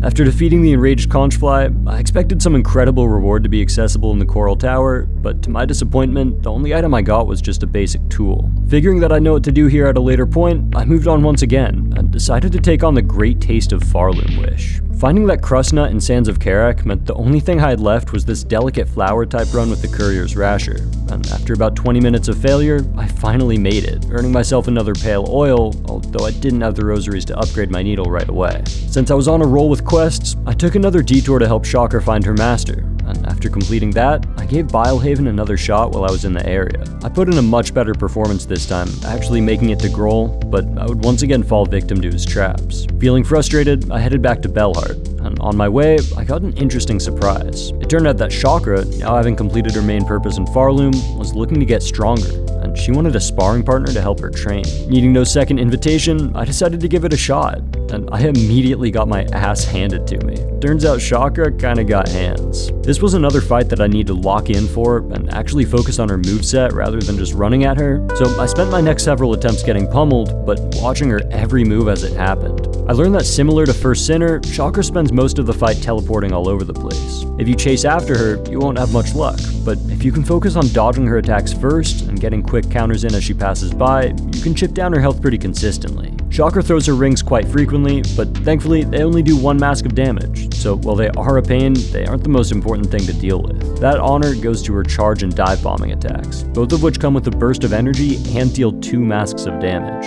These attacks come at you quickly, but I realized that if I kept my reactions sharp, they weren't only dodgeable, but also pogoable. My 4th attempt would go far better than the first few, and I even managed to knock her down twice, but she made the great decision of RKOing me on her 2nd knockdown. I never even saw it coming. After my next try, I realized that one of the main ways I was getting punished was being caught out while going for heals, so I figured I might as well mix up my tools, and that would prove to make a big difference. Oh my goodness. She literally just teleports. Alright, getting a faster heal will make this fight infinitely easier. I also think I need to engage my harpoon a little bit more. Okay, I think Injector Band will make a massive difference here. Bring luck. I could use some luck. Not too sure what that does, but luck is always a good thing, I suppose. Let's go, Chakra.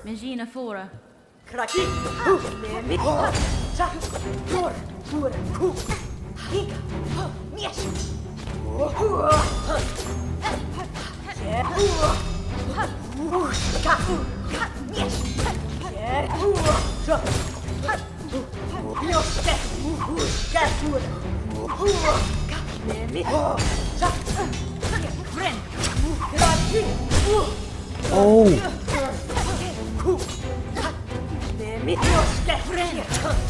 Okay, yeah, the quick heal is so sick. Okay, I could be wrong, but I think the lucky dice are like... I forget the charm name. But I think it just like has a chance to just block damage. Nice.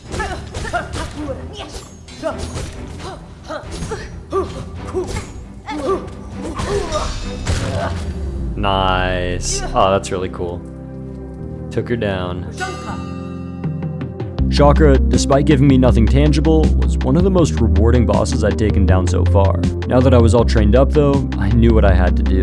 It was time to make my return to Bilehaven. and this time I was determined to defeat Groal the Great once and for all. By now, I was much better at the run back to get to his arena, and using this hidden upper area, I was able to enter the gauntlet on full health with a charge of Silk. This was now my third attempt, so I knew a little bit more about what was coming, and that helped me to make it all the way to Groal while maintaining my high level of health and Silk. Unfortunately, my nerves got to me, and I lost that advantage almost immediately. I wanted to try and play this fight as defensively as I could, using my tools as much as possible, but that was easier said than done, especially with all of his minions coming after me. Even still, I got to see Groal's Vengeful Spirit attack for the first time before I succumbed to his onslaught of attacks. The second that I woke up back on the Bellheart bench, I realized that I'd completely forgotten to use the Cogfly tool that I'd equipped specifically for this fight, and feeling that frustration get to me, along with some fatigue, I called it for the session.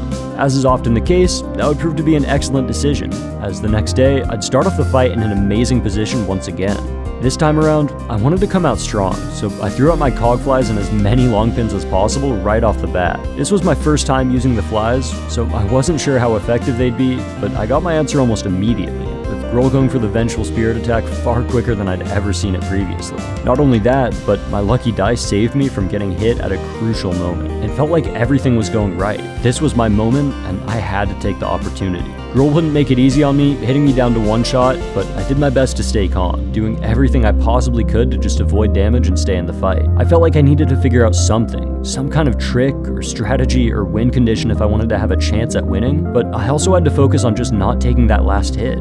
They do say that pressure makes diamonds though, and in the most clutch moment possible, I finally remembered the ability that I'd been neglecting for this entire playthrough.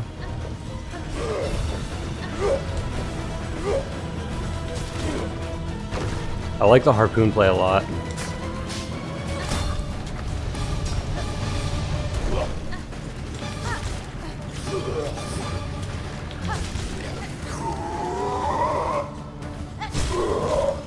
Yep. Harpoon is really good. Oh, that was close.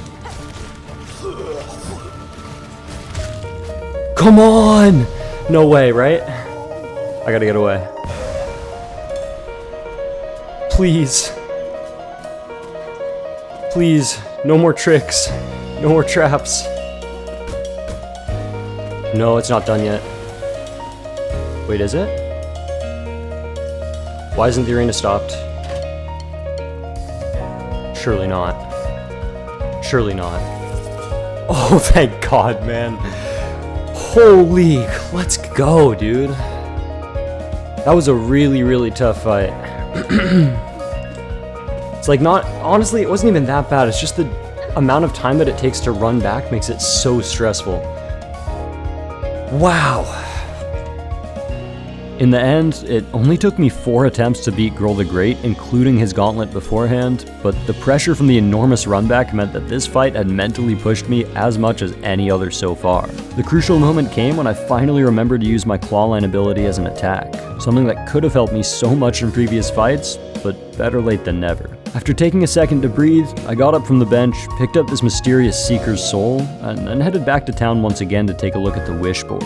On my way, I'd talked to Pavo briefly, and he'd give me a hint on how I could get rid of this annoying twisted bud. Eager to be free of it, I quickly figured out what to do, and through a somewhat shocking series of events, managed to unlock the Witch's Crest. After that, I took a look at my map, and finally saw the room that I'd missed since the very beginning of my playthrough just to the left of Bone Bottom. Over there, I picked up the Wanderer's Crest, but despite liking the feel of it on first impression, I decided to stick with Hunter's. I don't know why, but I kind of attributed the Hunter's Crest as the official one that you should use in Silksong, and I thought that it would be cool if I did my whole first playthrough with it. Looking back, this is kind of terrible, flawed reasoning, but for whatever reason, I'd made that decision early on, and for now, I decided to just keep on sticking with it. Anyways, my next idea was to use a simple key that I'd picked up earlier to unlock this door next to the forum, and after finding a ton of rosaries, I was finally able to circle back and grab that needle upgrade that I couldn't afford earlier. The next couple hours of gameplay consisted of me completing deliveries for Tip and Pill, earning money to buy tools, and interacting with as many different characters as I could.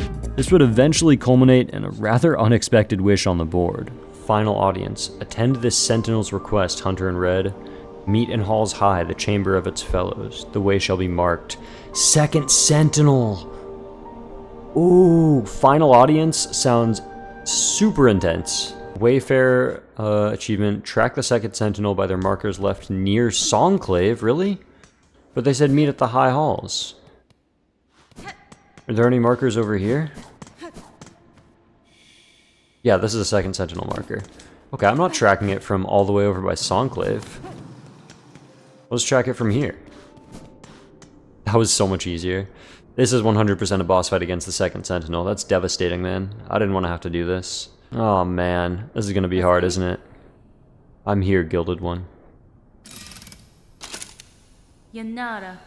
I thought I was answering your summons as a friend, or at least an ally, but now that we stand together in this place, I can sense your intent. You mean to raise your blades against me? Am I your enemy, then?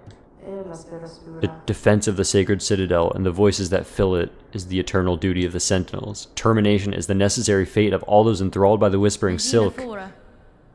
Oh man.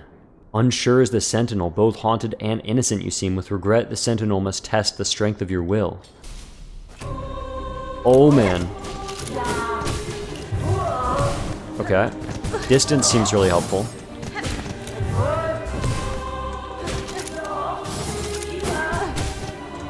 Alright, I'm just getting a read for the attacks.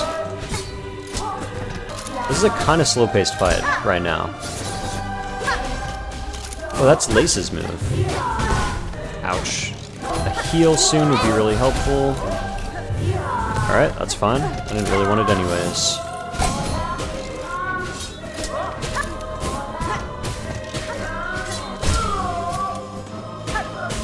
Okay, again, heal please. Thank you very much. Ouch. Oh, that's bad. Good heal though.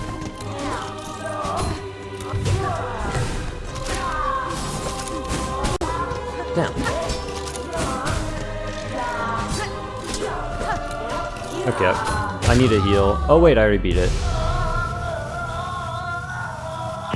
Yeah, okay, that wasn't that hard of a fight.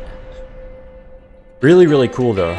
That's super cool music. I think I've heard it before. I think they reused it, but I can't remember where. Maybe I'm wrong. Defeating Second Sentinel had unlocked the Reserve Bind tool, one of the strongest in the game in my opinion, and as I took a second to evaluate everything that I had left, I started to get the feeling that Act 2 might just be coming to a close. I continued on with my mission of completing as many wishes as possible, exploring all the remaining parts of the map, and eventually farming rosaries so I could clean out all the shops. Another part of this was doubling back to all the areas that I'd been to in the hopes that my newer abilities would be able to unlock something I hadn't seen, and that would pay off in the top left of Greymoor. The Wisp Thicket is a sub-area in Greymoor that's accessible after unlocking the double jump, and the enemies here are much tougher than most throughout Farloon. Because of this, as I wandered over to the left into the boss fight of Father of the Flame, I expected something incredibly difficult. Instead, I was effectively met with an obstacle course. There's no real trick to this boss, it's all about just taking your time dodging the wisps, and then pogoing when possible to maximize damage on the lanterns. I'd make some pretty simple mistakes on my first try,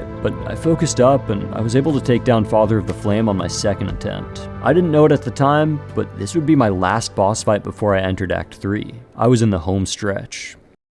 The next couple hours of gameplay would be relatively uneventful, but still productive. I managed to pick up my 9th mask from Jubilana, then found the Vesta Crest down in Weavenest Atla, allowing me more tool slots. After scouring the map for a while longer, I found Vogue and the Putrefied Ducks, and upon following her back to the flea caravan, I picked up a map that would lead me to all the remaining fleas I had yet to save. That seemed like a perfect way to occupy my time, but I'd barely gotten started when my mission was paused by Flea Master Mushka mentioning the flea's desire to set off again. I made the call to travel with them, and was absolutely delighted when we ended up in the newfound Fleatopia. It turned out that was a great decision for multiple reasons, because the next time I headed back to Songclave, I would receive a new wish from the caretaker. It was finally time to set the Soul Snare, a trap that would take me to the game's second ending. I had a bit of housekeeping to do before I was ready, like rescuing the remaining fleas and trying out a couple newer tools that I'd gotten, but I was able to grab all the items required for the trap relatively quickly, and I headed up to the cradle once again. It was finally time to spring the trap. Oh man. That whole moment gave me chills. It's time. It's been a minute, Grandma.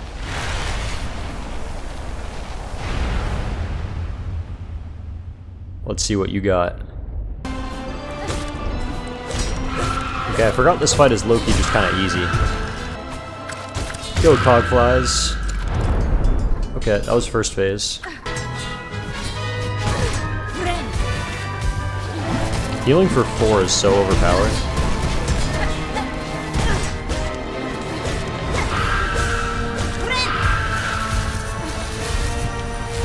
Good dodge.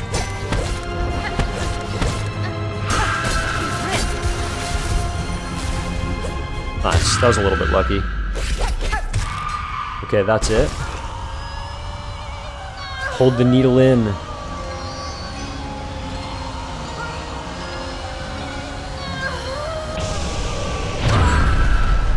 What?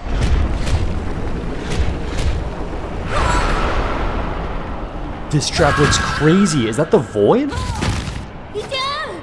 Lace is here? Lace is finishing her? Dude, what is happening? This is a crazy ending. Cutscene?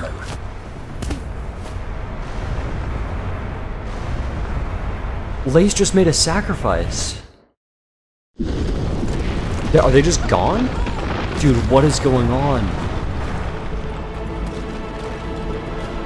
I have full chills again. This is crazy. There's a whole bunch of rubble, but the kingdom is still standing, it looks like. What? What? Snared Silk. Defeat Grandmother Silken and trap her with the soul snare. What was that? That looked like void tendrils. Will they give me my percent completion now? 38 hours, 35 minutes, 15 seconds. They still didn't give me my percent completion. Why not? Do I seriously still have to unlock like the world sensibility? The background has changed. Now there's the void coming up from the bottom. What? What is that? What do you mean? What do you mean my save is covered in void tendrils? I have to fight the void off of my save to be able to play? Hello? Question marks? What are we doing, Team Cherry? What is this? Cutscene. Again. This time we're laying on that thing of flowers. Oh, that's so cool.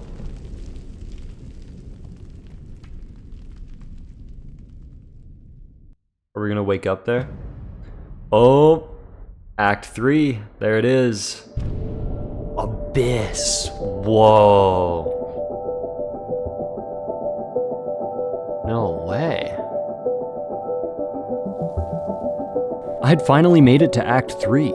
Unfortunately, I had already been spoiled a little bit, so I knew that Act 3 existed, but the return of the Void completely blindsided me just as much as it did the rest of Farloom, and now it was time to try and pick up the pieces. I'd take my time making my way down, still a little shook by how crazy this twist was, and after beating a gauntlet of Void enemies, I involuntarily found myself in Songclave. The first thing on my mind was to see what had happened throughout the rest of Farloom, and it just so happened that I received a new quest directing me towards the caretaker and his family. The best way to get there would clearly be via Bellbeast, but I had no idea what the state of the Bellways was, with half the Citadel seemingly collapsing.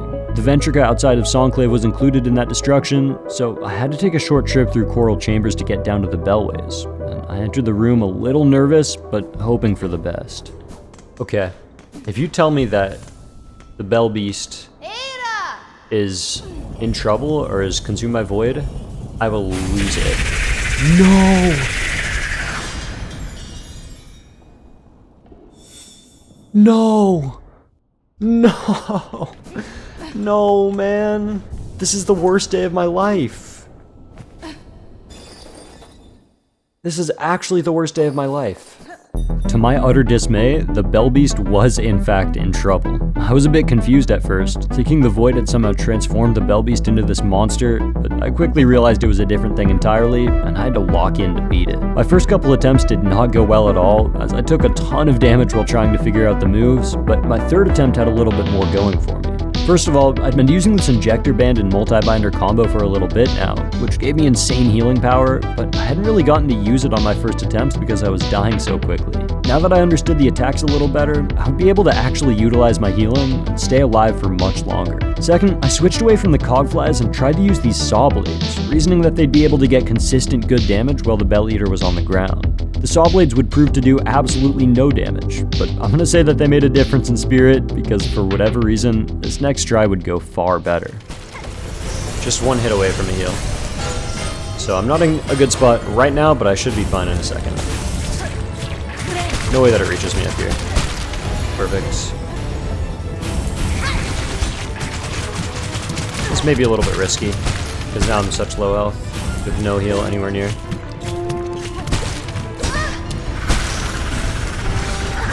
I'm actually kind of close to a heal now, and I'm just one heal away from like being at such higher health. That's what the 4 health heal does for you.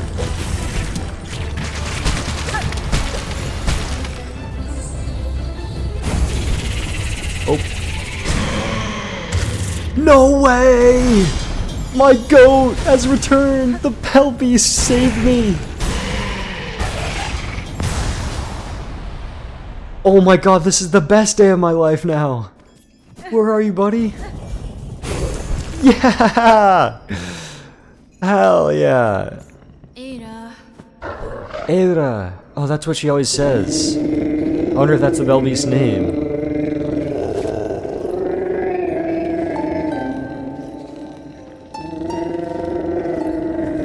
What is happening? No way! Aww! There's a bunch of little Bell Beasts!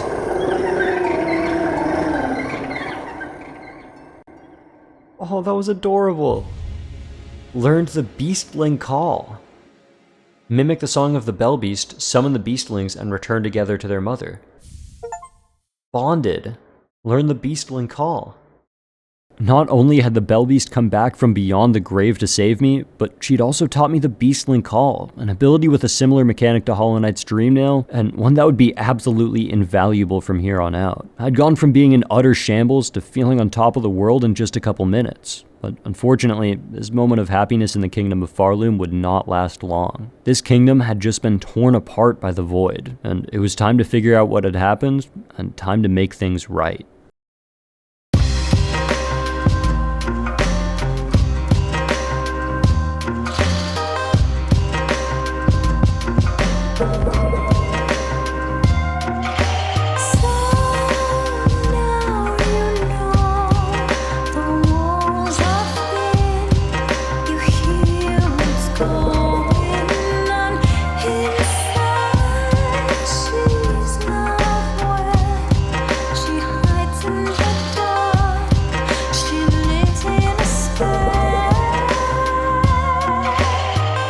After a trip down into the abyss, I had all the information I needed, and I received my main objective for Act 3 from the Caretaker's family, who I now knew to be Farloom's very own snail shamans. I would need an Everbloom, also known as the delicate flower from Hollow Knight, to resist the Void and save the kingdom, and in order to get that from Hornet's memory, the snail shamans would need me to obtain 3 old hearts from around the kingdom, which in theory would contain enough power to cast the spell. It was a lot of information to take in, but now I had a real direction, so after a bit of exploration, I set out for my first of the old hearts.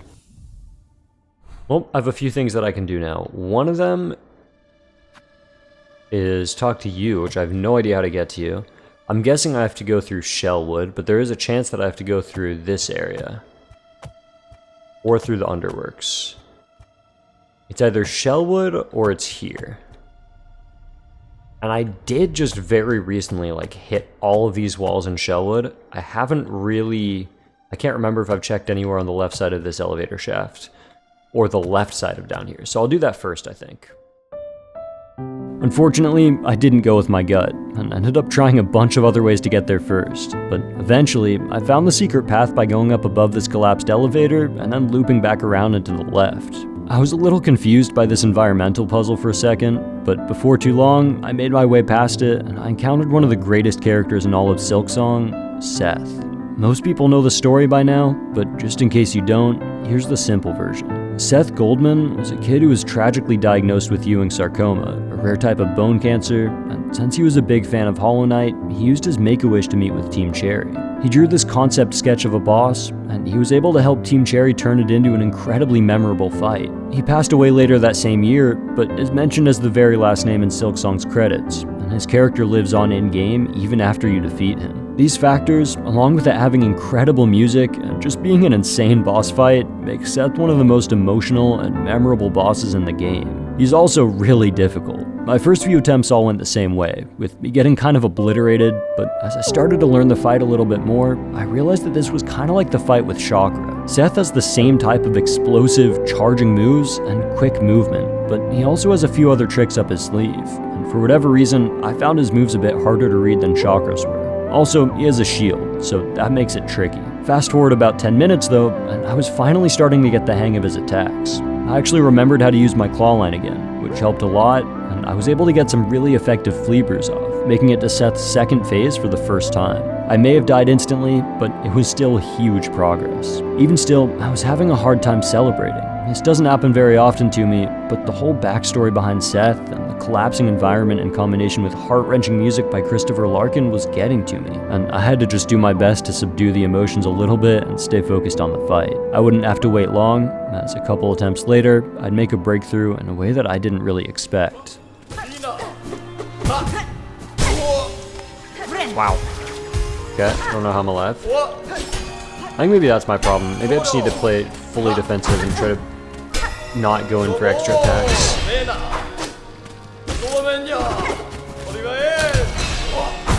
Like that. Okay. I think this is going to work. I think I'm going to beat him. It's just going to take a while. And I don't really usually like using strategies like this, but I'm going to throw some attacks on the ground. I've never used these. I'll give it a try. Like, what are you doing here? Doing that attack? Okay, then he always dashes out of it. So I can pogo after that. And get a hit after he swings.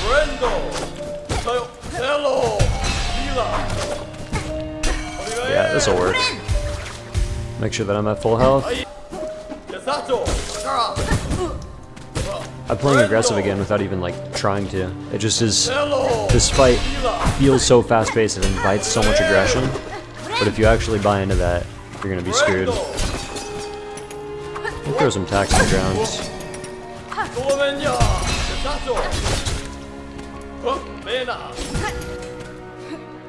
Let's see it.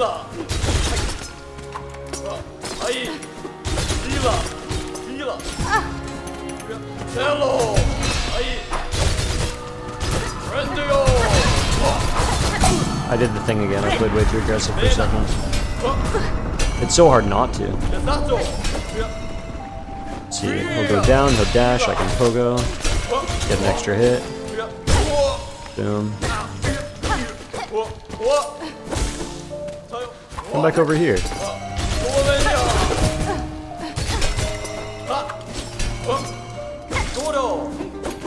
Oh, I accidentally pogoed the wrong way. Second phase, I'm out of attacks.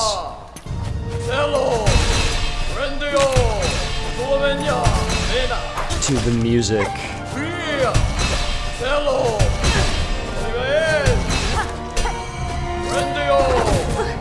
Damn, he's still getting me.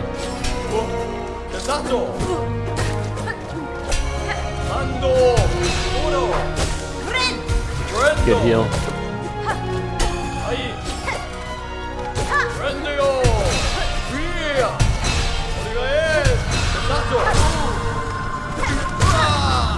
That's it. No! Seth. Wow, that was such a heartbreaking moment, man. Insane fight. Absolutely insane fight. That's like, that is genuinely, like, for sure top 2 or 3 fights in the game so far. Wow, that was amazing.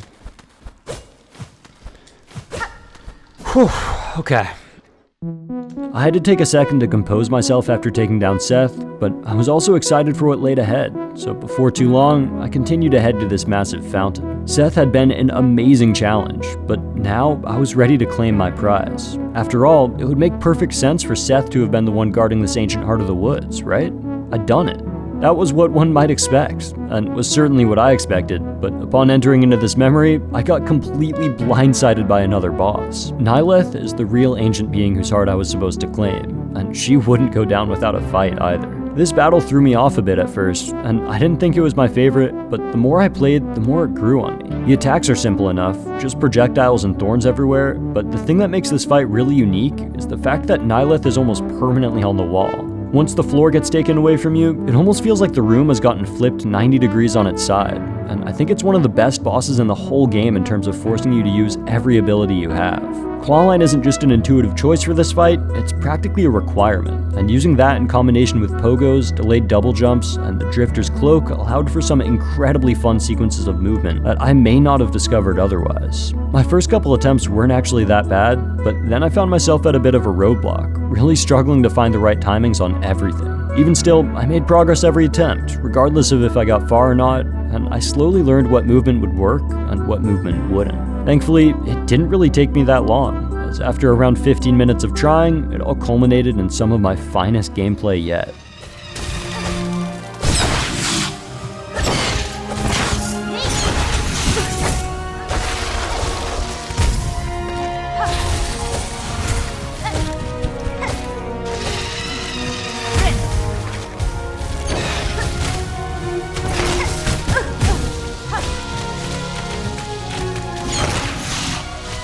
This attack is definitely the hardest one for me to dodge for whatever reason.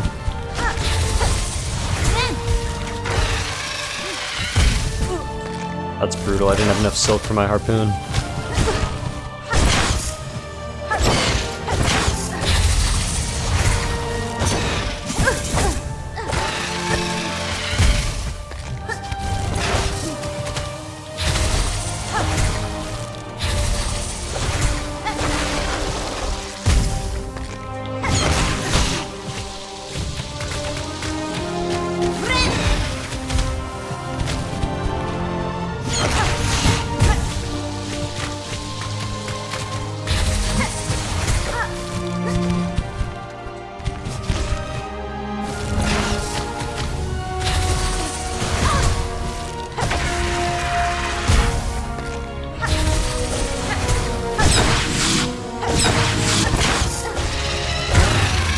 Ooh, nice. Whoa. That's a crazy impact frame. Holy. That was sick. We are life. We are growth. What world without us? Seed. Defeat Nyleth. That was really, really cool. Obtained the Pollen Heart. It beats faint and fast. Nyleth hadn't taken me that long, but of all the bosses in the game so far, this may just have been the one that helped me learn a mechanic the most. Getting forced to use my clawline over and over ingrained it in my muscle memory, and I'd take that with me for the rest of my playthrough. Now that I had one of the ancient hearts, I decided to take a short break from hunting them down and check in on some of the towns. I'd explored a little bit since Act 3 started, but the impact of the void seemed to be devastating areas all over the map, and I figured there was a good chance something could have changed now that I acquired a heart. As luck would have it, I was met with a new message on the wishing board in Songclave, and I had a sneaking suspicion that a certain overdramatic bug might be behind it. With nothing better to do, I popped on down to the stage to take a look.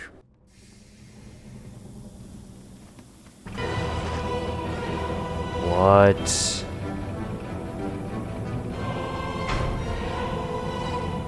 That is very dramatic music. Tormented Trobbio? What is this? What is this? Heal? Oh. Okay. I was finished off pretty quickly on my first attempt, but I decided to pivot away from the attacks and go back to the saw blades, and my next attempt would prove to be quite a bit more successful. Now that I knew the attacks a little better, my plan was to play super defensively, taking advantage of my big healing abilities to cover up any mistakes, and then chipping away at Trobbio's health until the fight was over. Using my pogo pretty effectively and healing at the right times, I quickly made it to his second phase, and then just continued to stay alive, holding out as the fight dragged on for several minutes. Oops. Heal. Big. I just need to not be worried about this taking a long time.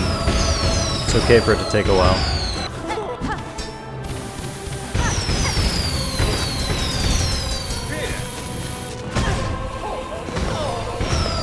Alright. Oh, that was close.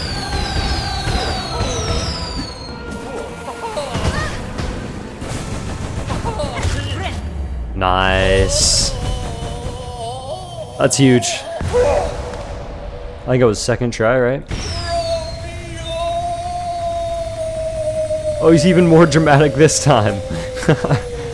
That's so funny.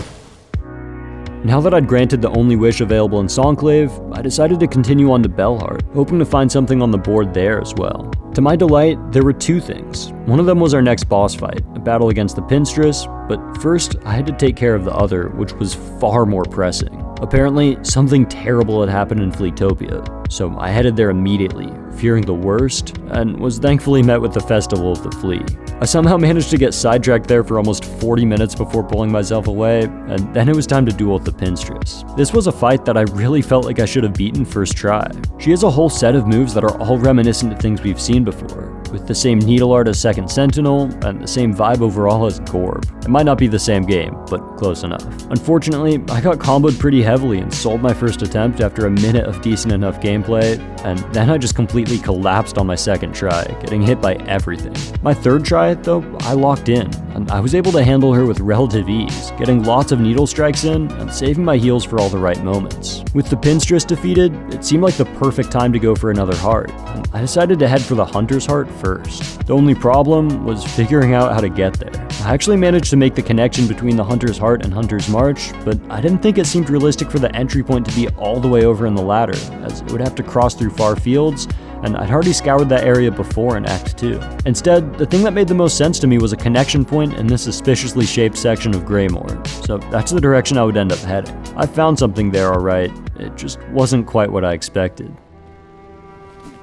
What do you mean I don't have a map? Wait, what? Wait, hello? Why didn't that show up here? What do you mean I don't have a map for that area? Is this new? Wait, there totally is something here.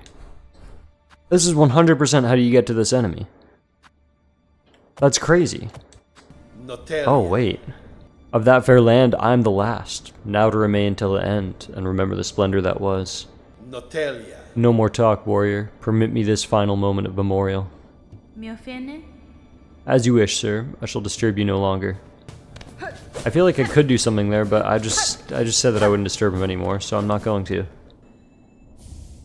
Verdania map? Wow, this is all so sad. Really? This is Verdania? Verdania? I'm gonna just pronounce it as Verdania. It looks like it goes all the way up here, according to the outline on the map, so there's definitely somewhere that I can go. Whoa. Wait, something is happening from me doing the darkness thing. Wait, what is going on? This is what Verdania looked like. In my search for the Hunter's Heart, I'd accidentally stumbled into Lost Verdania, and I would find a lot more here than I initially expected. In the last memory I entered, there was just a small room where I fought Nyleth, but this time, there was a full-on area. I would take my time going through it, partially because I wanted to soak it all in, and partially because I kept on dying to these grasshopper guys. After about 25 minutes though, I managed to complete a decent amount of these little puzzles, and I found my next boss, Pale Stag. This is one of the most underwhelming bosses in the entire game, with just a single projectile attack and very little else happening, so of course I managed to underestimate it and lose on my first attempt. I was insistent on using Cogflies, which in theory would work perfectly, dealing damage while I could focus on just dodging the projectiles. In practice, however, it wasn't quite that easy. The Cogflies did help a bit, getting some decent damage, but they would often cover up those projectiles, and I get really thrown off when my visibility is impacted. That's what would cause me to lose my first attempt, but thankfully the little guys would redeem themselves, as they massively contributed to help me win on my second try. With the Pale Stag defeated, once again, you might assume that I'd fought the only lost Verdania boss, but once again, both you and I would be wrong, as I got blindsided by a familiar fight. Oh boy. Clover Dancers. Oh, this is the Clockwork Dancers done. This is a lot faster though. Whoa. Whoa, that is crazy. No way. Oh my goodness. This just changed so much for me. That's crazy. My biggest complaint about the Cogwork Dancers in the first place were that I expected a harder fight going into the Citadel and was a little bit disappointed. This changes everything. This completely changes everything. The fact that this fight is instantly so much harder off the bat makes so much sense. Cogwork Dancers wasn't supposed to be difficult, it was a poor imitation of these guys. Oh, it pulls on the heartstrings even more. Dude, this game is so cool. Now that I'd found the Clover Dancers, everything made sense, and I'd found that more difficult version of the Cogwork Dancers that I wanted so badly. Unfortunately for me, I'd also improved at the game a lot, and I was now much stronger, so despite getting an upgrade to the fight, it wouldn't last any longer than its predecessor. That would be evident on only my second try.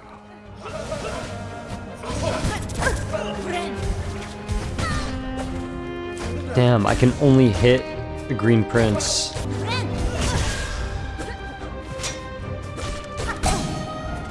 Wow, that was a big save for me. I don't mind using that at all. This is a perfect time. The patterns for this are so cool. The music too, man. Now they go even faster? Oh wait, no, now they're going independently. Ow. Okay, that is some crazy luck with the iframes, but I'll take it. Nice. Oh, the impact frame again. Wow. To dance and love and end together. Oh no, I killed the Green Prince too? Oh, that makes me feel so sad. I obtained the Conjoined Heart. It beats sharp and clear. Why did I get this? I don't want that. I was a little heartbroken after taking down the Clover Dancers, and getting the Conjoined Heart as a reward did not help at all. The fact that it said objective updated while also not showing a clear answer as to how it updated threw me off a little bit, so I decided to head back to the shamans to see what was going on. I learned that this was indeed a bonus ancient heart, and maybe more importantly, I also learned that my suspicions from earlier had actually been correct. In order to access the Hunter's Heart, the next one that I had in my sights, I need to approach through Hunter's March, something that I previously had thought wouldn't be possible. I now had a solid direction once again, but it was getting a bit late, so I decided to save that for tomorrow. As always, this would prove to be the right call, but this time it was an even better decision than I could have ever anticipated. The 3-hour recording I got the following day would be the most successful in my entire playthrough, and it's not even close. Often, as I was working my way through this game, I'd record between 1 and 3 hours at a time, and on average beat 1 or maybe 2 bosses every recording. Sometimes I wouldn't beat any, and other times I'd make exceptional progress and maybe beat 3. The session on this day would last around 3 hours, and I didn't beat 1 boss, or 2, or even 3, I beat 6 bosses in this brief span of time. Maybe it was because they were all close together, or maybe it was because I was just playing exceptionally well, but regardless of the reason, it would all start out with my goal of targeting the Hunter's Heart. I found my way through this new passage almost instantly, and continued through the area until I ran into Sprint Master Swift. It took me about 15 minutes to grant his wish fastest in Farloom, and once I had, nothing was stopping me from continuing on to arrive at the Hunter's Heart and at our next boss. I did decide to stop on this bench really quickly first though, where I would receive a little unexpected gift. Whoa, what was that? Cross summons? Defiler Dark Attend Home Wheel.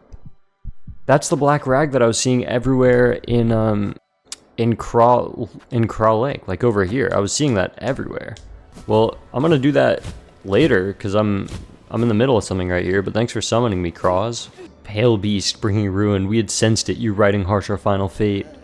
If power you come seeking, mine is fated. Mortal time taken. Yanara.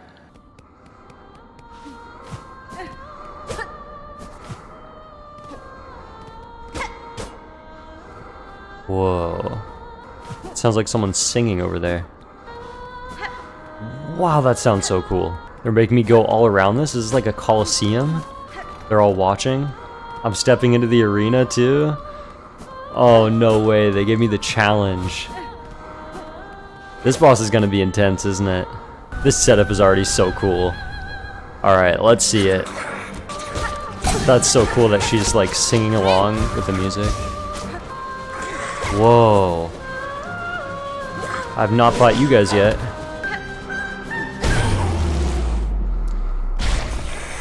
Took him down. That was definitely not the boss though. Yup. Skarrsinger Karmelita.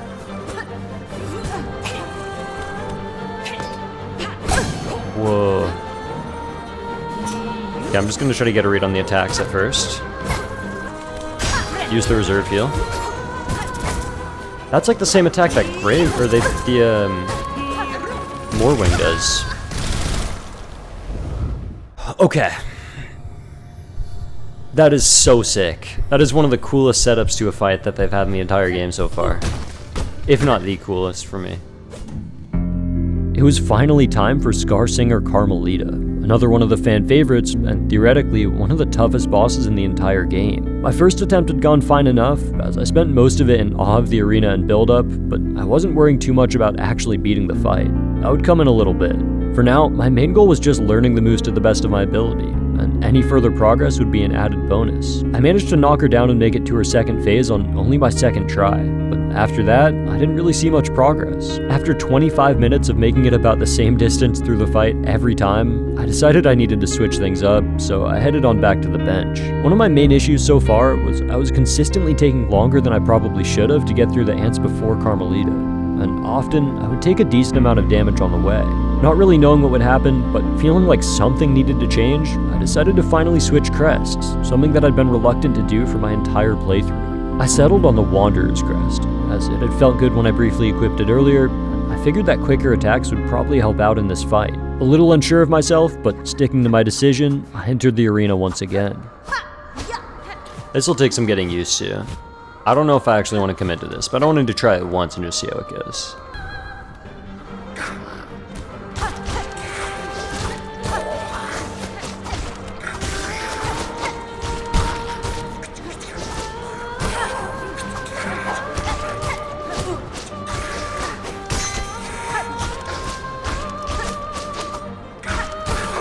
Okay, the pogoing is taking some getting used to, but that went so quickly.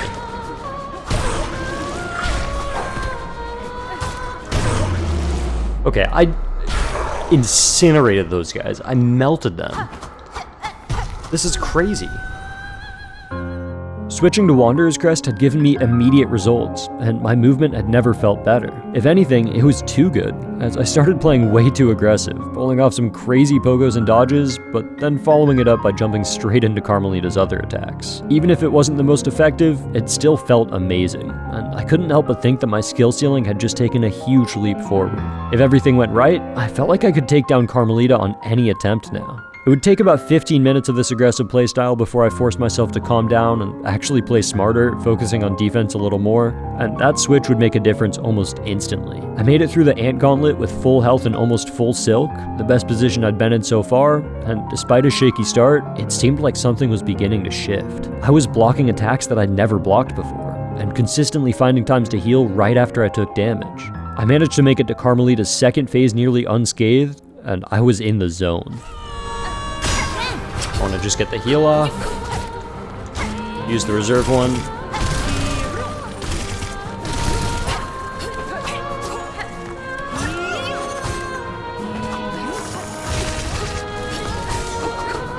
Wow. Unbelievably clutch movement. The heal?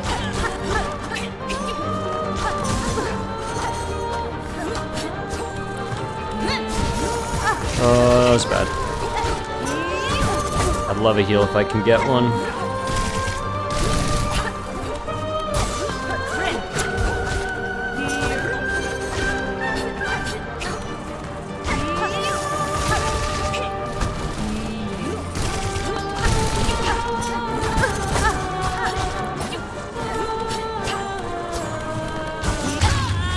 Huge. Oh, that was so sick. You get the impact frame again. Oh man. GG. How he hunted, how he sang. My children, I saw you glorious. Diva. Defeat Skarrsinger Karmelita. That is one of the coolest fights in the game so far for me, for sure, without a doubt. Man, that was sick. Obtained the Hunter's Heart. It beats steady and strong. Wow, that was really, really cool. In total, Skarrsinger Karmelita had taken around 45 minutes for me to beat. Not the longest boss, and not even the most difficult for me so far, but she had still pushed me to actually change my crest, something that nothing else in this game had managed. With her heart acquired, I figured that now might be as good a time as any to answer the cross summons I just received, so I headed in that direction. I was absolutely delighted to run into Seth at Shocker's old camp in Greymore, but after a short conversation with him, I had to prepare myself for our next boss. The Court of Crows started out with a pretty simple gauntlet, and although I never really felt like I was in danger of dying, it did take a long time to chase these guys down. Once I cleared them all out though, the Crawfather jumped down, and this phase of the fight started off precariously. I got hit down to just 3 masks, and barely escaped above everything else to get a much needed heal off. Thankfully, after that, things settled down a little bit, and before too long, I knocked down Crawfather, and I was able to take advantage of the Wanderer's Crest to get a ton of quick hits off. His second phase would introduce this new chain attack, but the tell was pretty clear, and I didn't really have any difficulty dodging it. I continued to get damage in as much as possible while getting away from all the Crows to heal, and before I knew it, the fight was already over. Get back here. Nice, we first tried him. Dude, this build is overpowered. Holy cow. GG to Crawfather. This memento can be displayed in a home. It's absolving the bearer of all crimes past and future, an iron emblem of the Court of Crows. Does that mean that the Crows won't attack me anymore? Are you friendly now? Dude, I have no crimes. I'm absolved. Did you not get the memo? Why are you still attacking me? The heck is that all about? Bro did not realize that I am absolved. Okay, I don't know what just happened to my heal. It just like ate my heal. That's fine. Okay.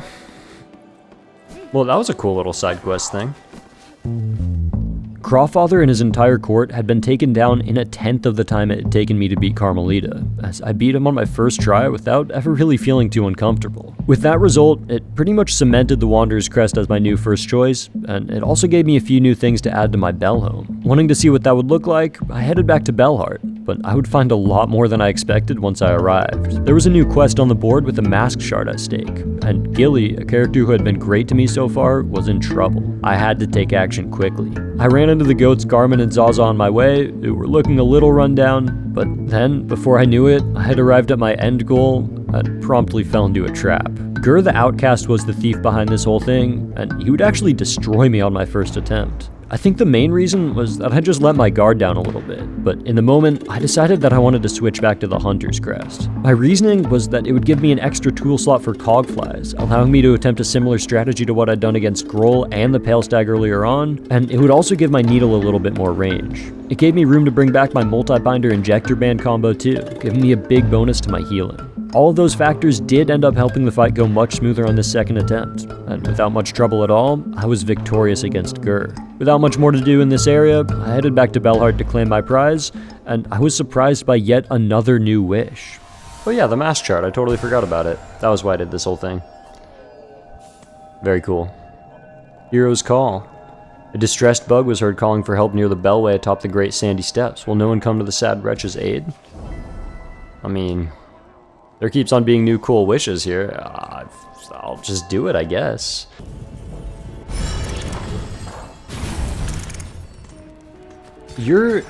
Wait, isn't that Zaza? Where's Garmond, buddy? Are you the guy that needed help? Lost Garmond? What? Oh no! He worked himself too much. Oh no! Oh, that's devastating. I feel so bad for Zaza.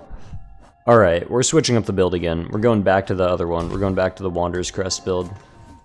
The instant I realized that Garmond was the one who was in trouble, I locked in. Seeing Zaza on his own absolutely devastated me, and I would do whatever it took to reunite the two of them. Unfortunately, determination alone would not be enough, as I got destroyed again on my second attempt, even after switching crests. Garmond had a few attacks that were really throwing me off, and I dedicated my third and fourth tries to figuring out a way past them. When he shoots these void projectiles, they're spread out at a really awkward height to dodge, and I was making the same mistake that I did against the Unraveled nearly 20 bosses ago. I kept on trying to dodge his attack preemptively, as if it were targeting me, but that just took me straight into the path of the void every time. I realized that I could either do a small jump from far away, or I could get right up close and pogo him, but anything else and I'd consistently get punished. On my fourth try, I messed up dodging that attack 4 times in a row, and I think that sparked something in me, because on my 5th try, I finally figured it out. Alright, that was just bad timing. That's fine. There we go. Get another heal off, perfect.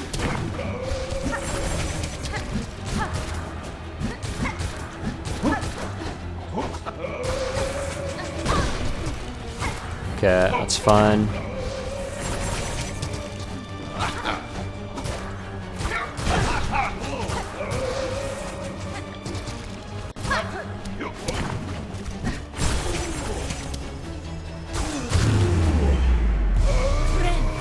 Did that knock the void out of him? Come on, Garmond, be alright. Be alright, buddy. Sir Knight, I'm sorry. This was the only means to free you from the cursed threads. Fret not, little one. Be proud. You've grown so strong.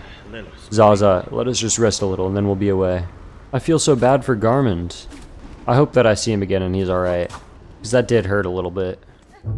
With Garmond and Zaza successfully reunited, it was time for me to move on, and the fourth ancient heart was calling my name. At this point, I realized that I was reaching the home stretch, so I made it my goal to try and use the super jump ability just about everywhere I possibly could. This game has been chock full of secrets so far, and I would need a little luck in addition to being as thorough as possible if I wanted to get 100% completion. I would be rewarded several times for this thoroughness, with the first being in Sands of Karak.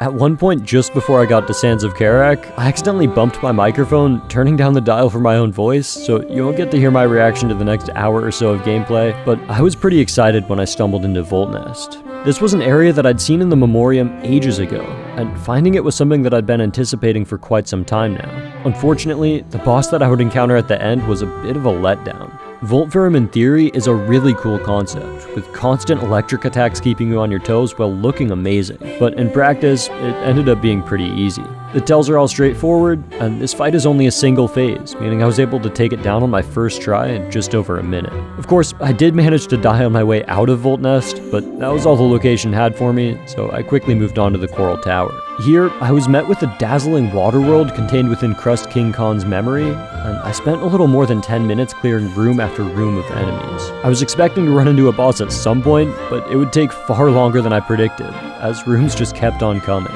Thankfully, at this point in our playthrough, I'd improved my skills quite a lot, and although I played far from perfect, I did enough to make it all the way up to the boss on my first try. What awaited me was one of the most stunning rooms in the entire game, but after that, I had to deal with the Crusty King himself. I have really mixed feelings about this boss. On one hand, I love the music, and the arena is one of the coolest in the game, but on the other hand, this guy runs into a similar problem to Voltverum. I think he's a far better boss for a number of reasons, but it still feels like he has pretty much one type of attack and that's it. He can drop coral spikes on your head, or create spikes around the arena, but everything else is him throwing variations of these pillars at you. And if you're careful with dodging them and comfortable with Hornet's movement, this fight ends up being kind of a piece of cake. On my first try, I was able to figure out what was going on fairly quickly, and I started out really strong, still remaining at full health in Silk 90 seconds after starting the fight. Unfortunately, I let my focus slip for just a second, and after taking a hit, went for an ambitious heal right in the middle of the arena. That would cost me a charge of Silk and 2 more masks, and I wasn't able to recover, losing on my first try. Thankfully, they don't make you repeat all the previous rooms, just the top one, so it wasn't long before I got back up and challenged him again. This time, I didn't make the same mistake, and I approached him with a clear strategy. I'd primarily focus on defense, dodging his attacks whenever possible, and using long pins to my advantage, chipping away at his health like I'd done on so many bosses before. Then, as I'd learned to do against Karmelita, I'd take full advantage of the Wanderer's Crest. This build that I was using had such a quick attack speed that as long as I stuck it out through the iframes and kept on swinging my needle, getting hit didn't even matter. All I had to do was just jump out of the way and heal right back up, as my Silk meter would replenish almost instantly as long as I could get up close with my needle again. Following those basic guidelines was all it would take, and despite some confusion at the end of my attempt, I was able to take down Crust King Khan on my second try. Oh, I'm out of projectiles? No, wait, I'm not. Oh, yeah, I am. Come on. Why didn't let me go? Oh, I got him. That's a really, really funny end to the fight. I was trying to throw my spears and it wouldn't work. That was all out. Good stuff. Second try on this guy. That was a pretty neat fight. Tyrant defeat Crust King Khan. We're just knocking down bosses like crazy. I had now obtained all 4 of the ancient hearts available, and with that, there were just 2 things left to do. Finish exploring the world, and then finish off the game. By now, I was up to 82% completion on my save file. Not a bad number by any means, but I wouldn't take anything less than 100 before even attempting true ending, so exploring the world would be no small feat. It would end up taking about 5 hours of hitting walls, super jumping into ceilings, and slowly farming rosaries before clearing out the last few shops, but there were a few notable things that happened along the way. One of them was going up to the surface, a journey that would take me a little under 15 minutes and resulted in a memento, but more significantly, I also found my final Silk skill, Pale Nails, which I thought was so cool that I just left it equipped. Next, I entered the Red Memory, learning all about Hornet's backstory as the Snail Shamans sacrificed themselves to create the Everbloom. I was really blown away by this moment, but this video is long enough as it is, so instead of showing my reaction, I'll instead skip on over to our next boss, who I'd encounter a little over an hour later. This boss was Plasmified Zango, who also happened to be my new least favorite boss in the game. I swung my needle at him for a minute before coming to the conclusion that he was invincible, and the way I'd have to defeat him was with the needle file. I got a little lucky here, as I confused the needle file for the plasmium file I already had, but while heading to the bench to equip it, I stumbled into a quest that would give me the needle, so it didn't even matter. With my newly acquired tool, I popped on down to Plasmified Zango and got the stabbing. The timing was a little precise, and I actually died twice, both times from playing a little bit too risky. Thankfully, on my third try, I was able to find a rhythm, and after a few pricks from the needle, Zango exploded on the spot. Not the most glorious of bosses, but with his defeat, it meant that there were now just 2 left for me in the entirety of Farloom. It would take another 2 hours before I stumbled into Watcher at the Edge by using my needle in on this suspicious statue, and I got demolished on my first attempt. I did start out with only 3 masks, so it wasn't exactly fair, but on my second try, I entered the arena with full health and still met the same end result. I quickly realized what my problem was. I'd gotten a little too accustomed to the Wanderer's Crest. This thing is all about getting those insanely fast needle combos, but Watcher at the Edge spends a lot of the fight blocking exactly that type of attack. Instead of getting the lightning quick damage and healing combo I was used to, I was lowering my guard and putting myself in range, doing the exact opposite of what I should be. I was quick to adapt though, and on my third try, I started to treat this like a more traditional boss fight, baiting in attacks while staying out of range, and then dashing in and poking away at his health. All of a sudden, the fight didn't seem quite so hard anymore.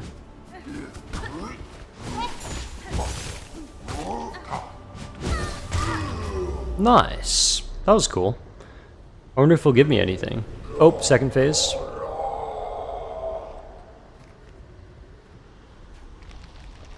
Oh. Nope, fake second phase. Okay, that was sick. The gray memento, engraved crust stone. Watch, remember, till time, life anew. Yeah, this guy was super strong. That was a really cool fight. All that it took was for me to actually just like take my time with it a little bit. With Watcher at the edge defeated, although I didn't know it at the time, I was down to just one single boss left in this playthrough. All I had to do was find 5% worth of items around the map, and a little over an hour later, I had done it. 100% completion. I didn't get all the mementos, and I didn't even complete every wish, but at this point, I was tired of waiting. It was time for this playthrough to come to an end.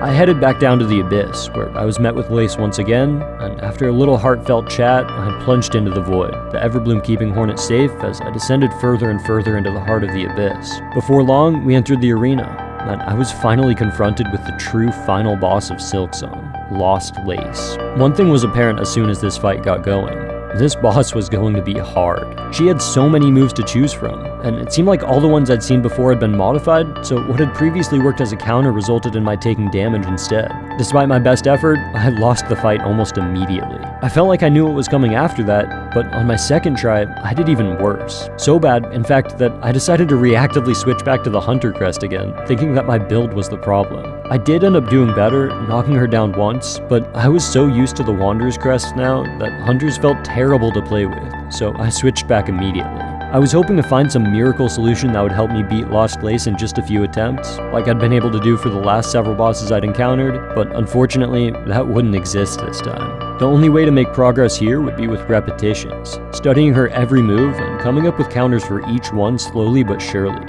I braced myself for that inevitability, but progress would come a lot quicker than I expected, as this happened just a couple of attempts later.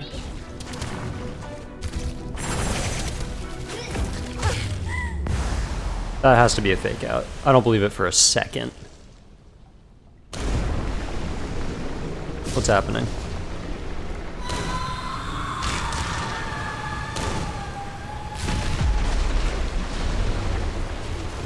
What is going on? That was crazy.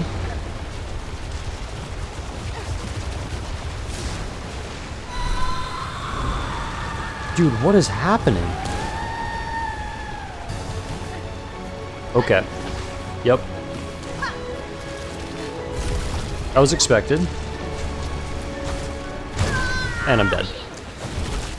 That's a really, really cool transition into the second phase, though. Crazy. Okay, that was good. That was really, really solid. I'm super happy with how quickly I made it to the second phase. That did not take too many tries.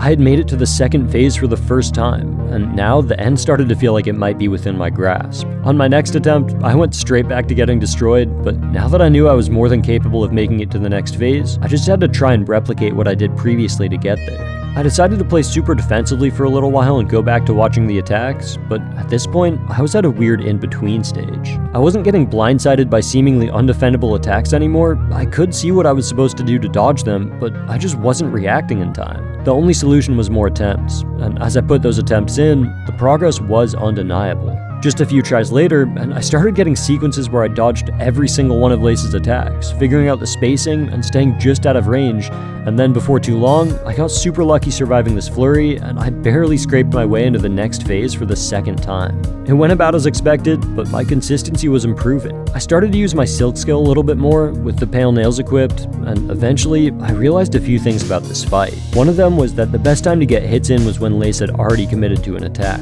The animation is short, but if it's already missed you, for several of her moves she gets trapped in that attack motion, and you can get a couple hits off for free. The other was that I was terrible at dodging this attack where she skates across the void, slashing at you, with void tendrils coming up behind. Over and over again, I'd try to single jump and pogo this attack, and it just wasn't working. The next time I managed to make it to her second phase, that would be the attack that finished me off. And if I wanted to make any progress, I need to put extra focus into not taking any damage there. Finally, it took me a little while to figure this out, but I wasn't really using the Wanderer's Crest to the best of my ability. I was so scared of Lace's combos that in my effort to play defensively, I was keeping myself out of range from doing what the Wanderer does best. I needed to get back to what I'd done earlier against Crust King Khan. As soon as I took damage, I had to use those iframes to spam my needle at Lace, getting my Silk right back so I'd not only be able to get damage in, but also heal my health back right away. About 20 minutes later, after making those adjustments and starting to play more aggressive, along with a greater understanding of Lace's moveset, I entered the flow state, making it to her second phase twice in a row. Both times felt like they could have been the one, but I kept on falling short at the crucial moment. Not deterred, I went straight back into the fight, and this time, I wouldn't be denied. Come on, she's almost knocked. There we go, full health and the reserve heal. And we haven't even used a single one of Chakra's abilities. That was really, really solid.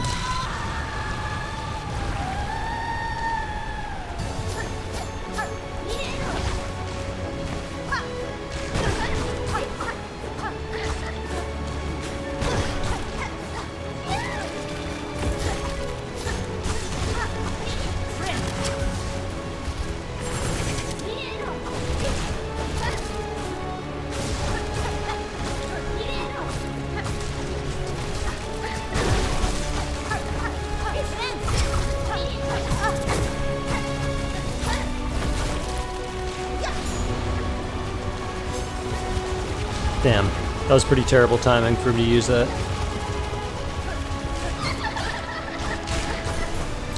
Whoa, super close. Good heal.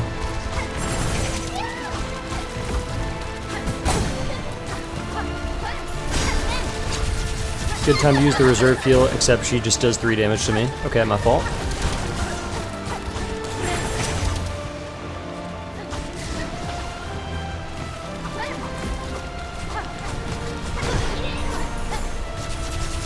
Okay, gotta dodge all these.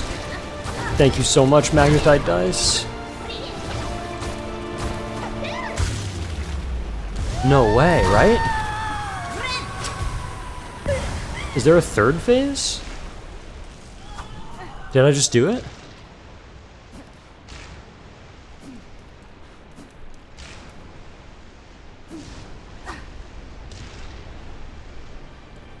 Surely there isn't a third phase. No, it looks like I did it.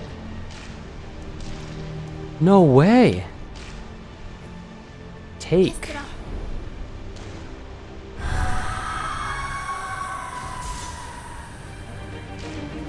Super jump?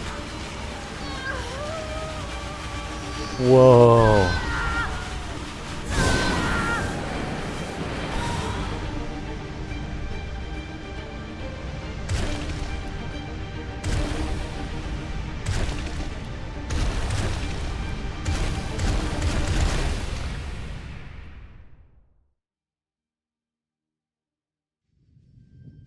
Cutscene? No, the flower. You gotta grab the Everbloom.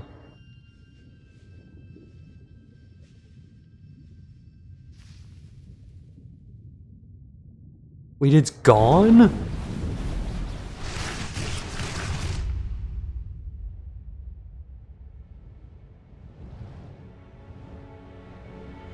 What is going on? Is that the knight? What? What is going on? Did the knight just save me from the void? Dude, I'm speechless right now. What am I watching?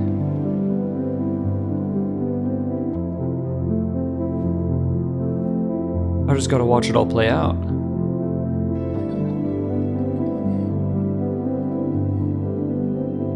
Seems like Lace is alright. No way. I can't believe it. What a cool ending to the game. The knight? I'm struggling to even process what I just saw. It's like kind of late. I feel bad because I might have just woken up my roommates because I kind of yelled a little bit. I was trying to be quiet. But that was crazy. Through the darkness and dangers, you persevered. Thank you for exploring the world, Hollow Knight Silksong. Let's meet again on the road ahead. Team Cherry.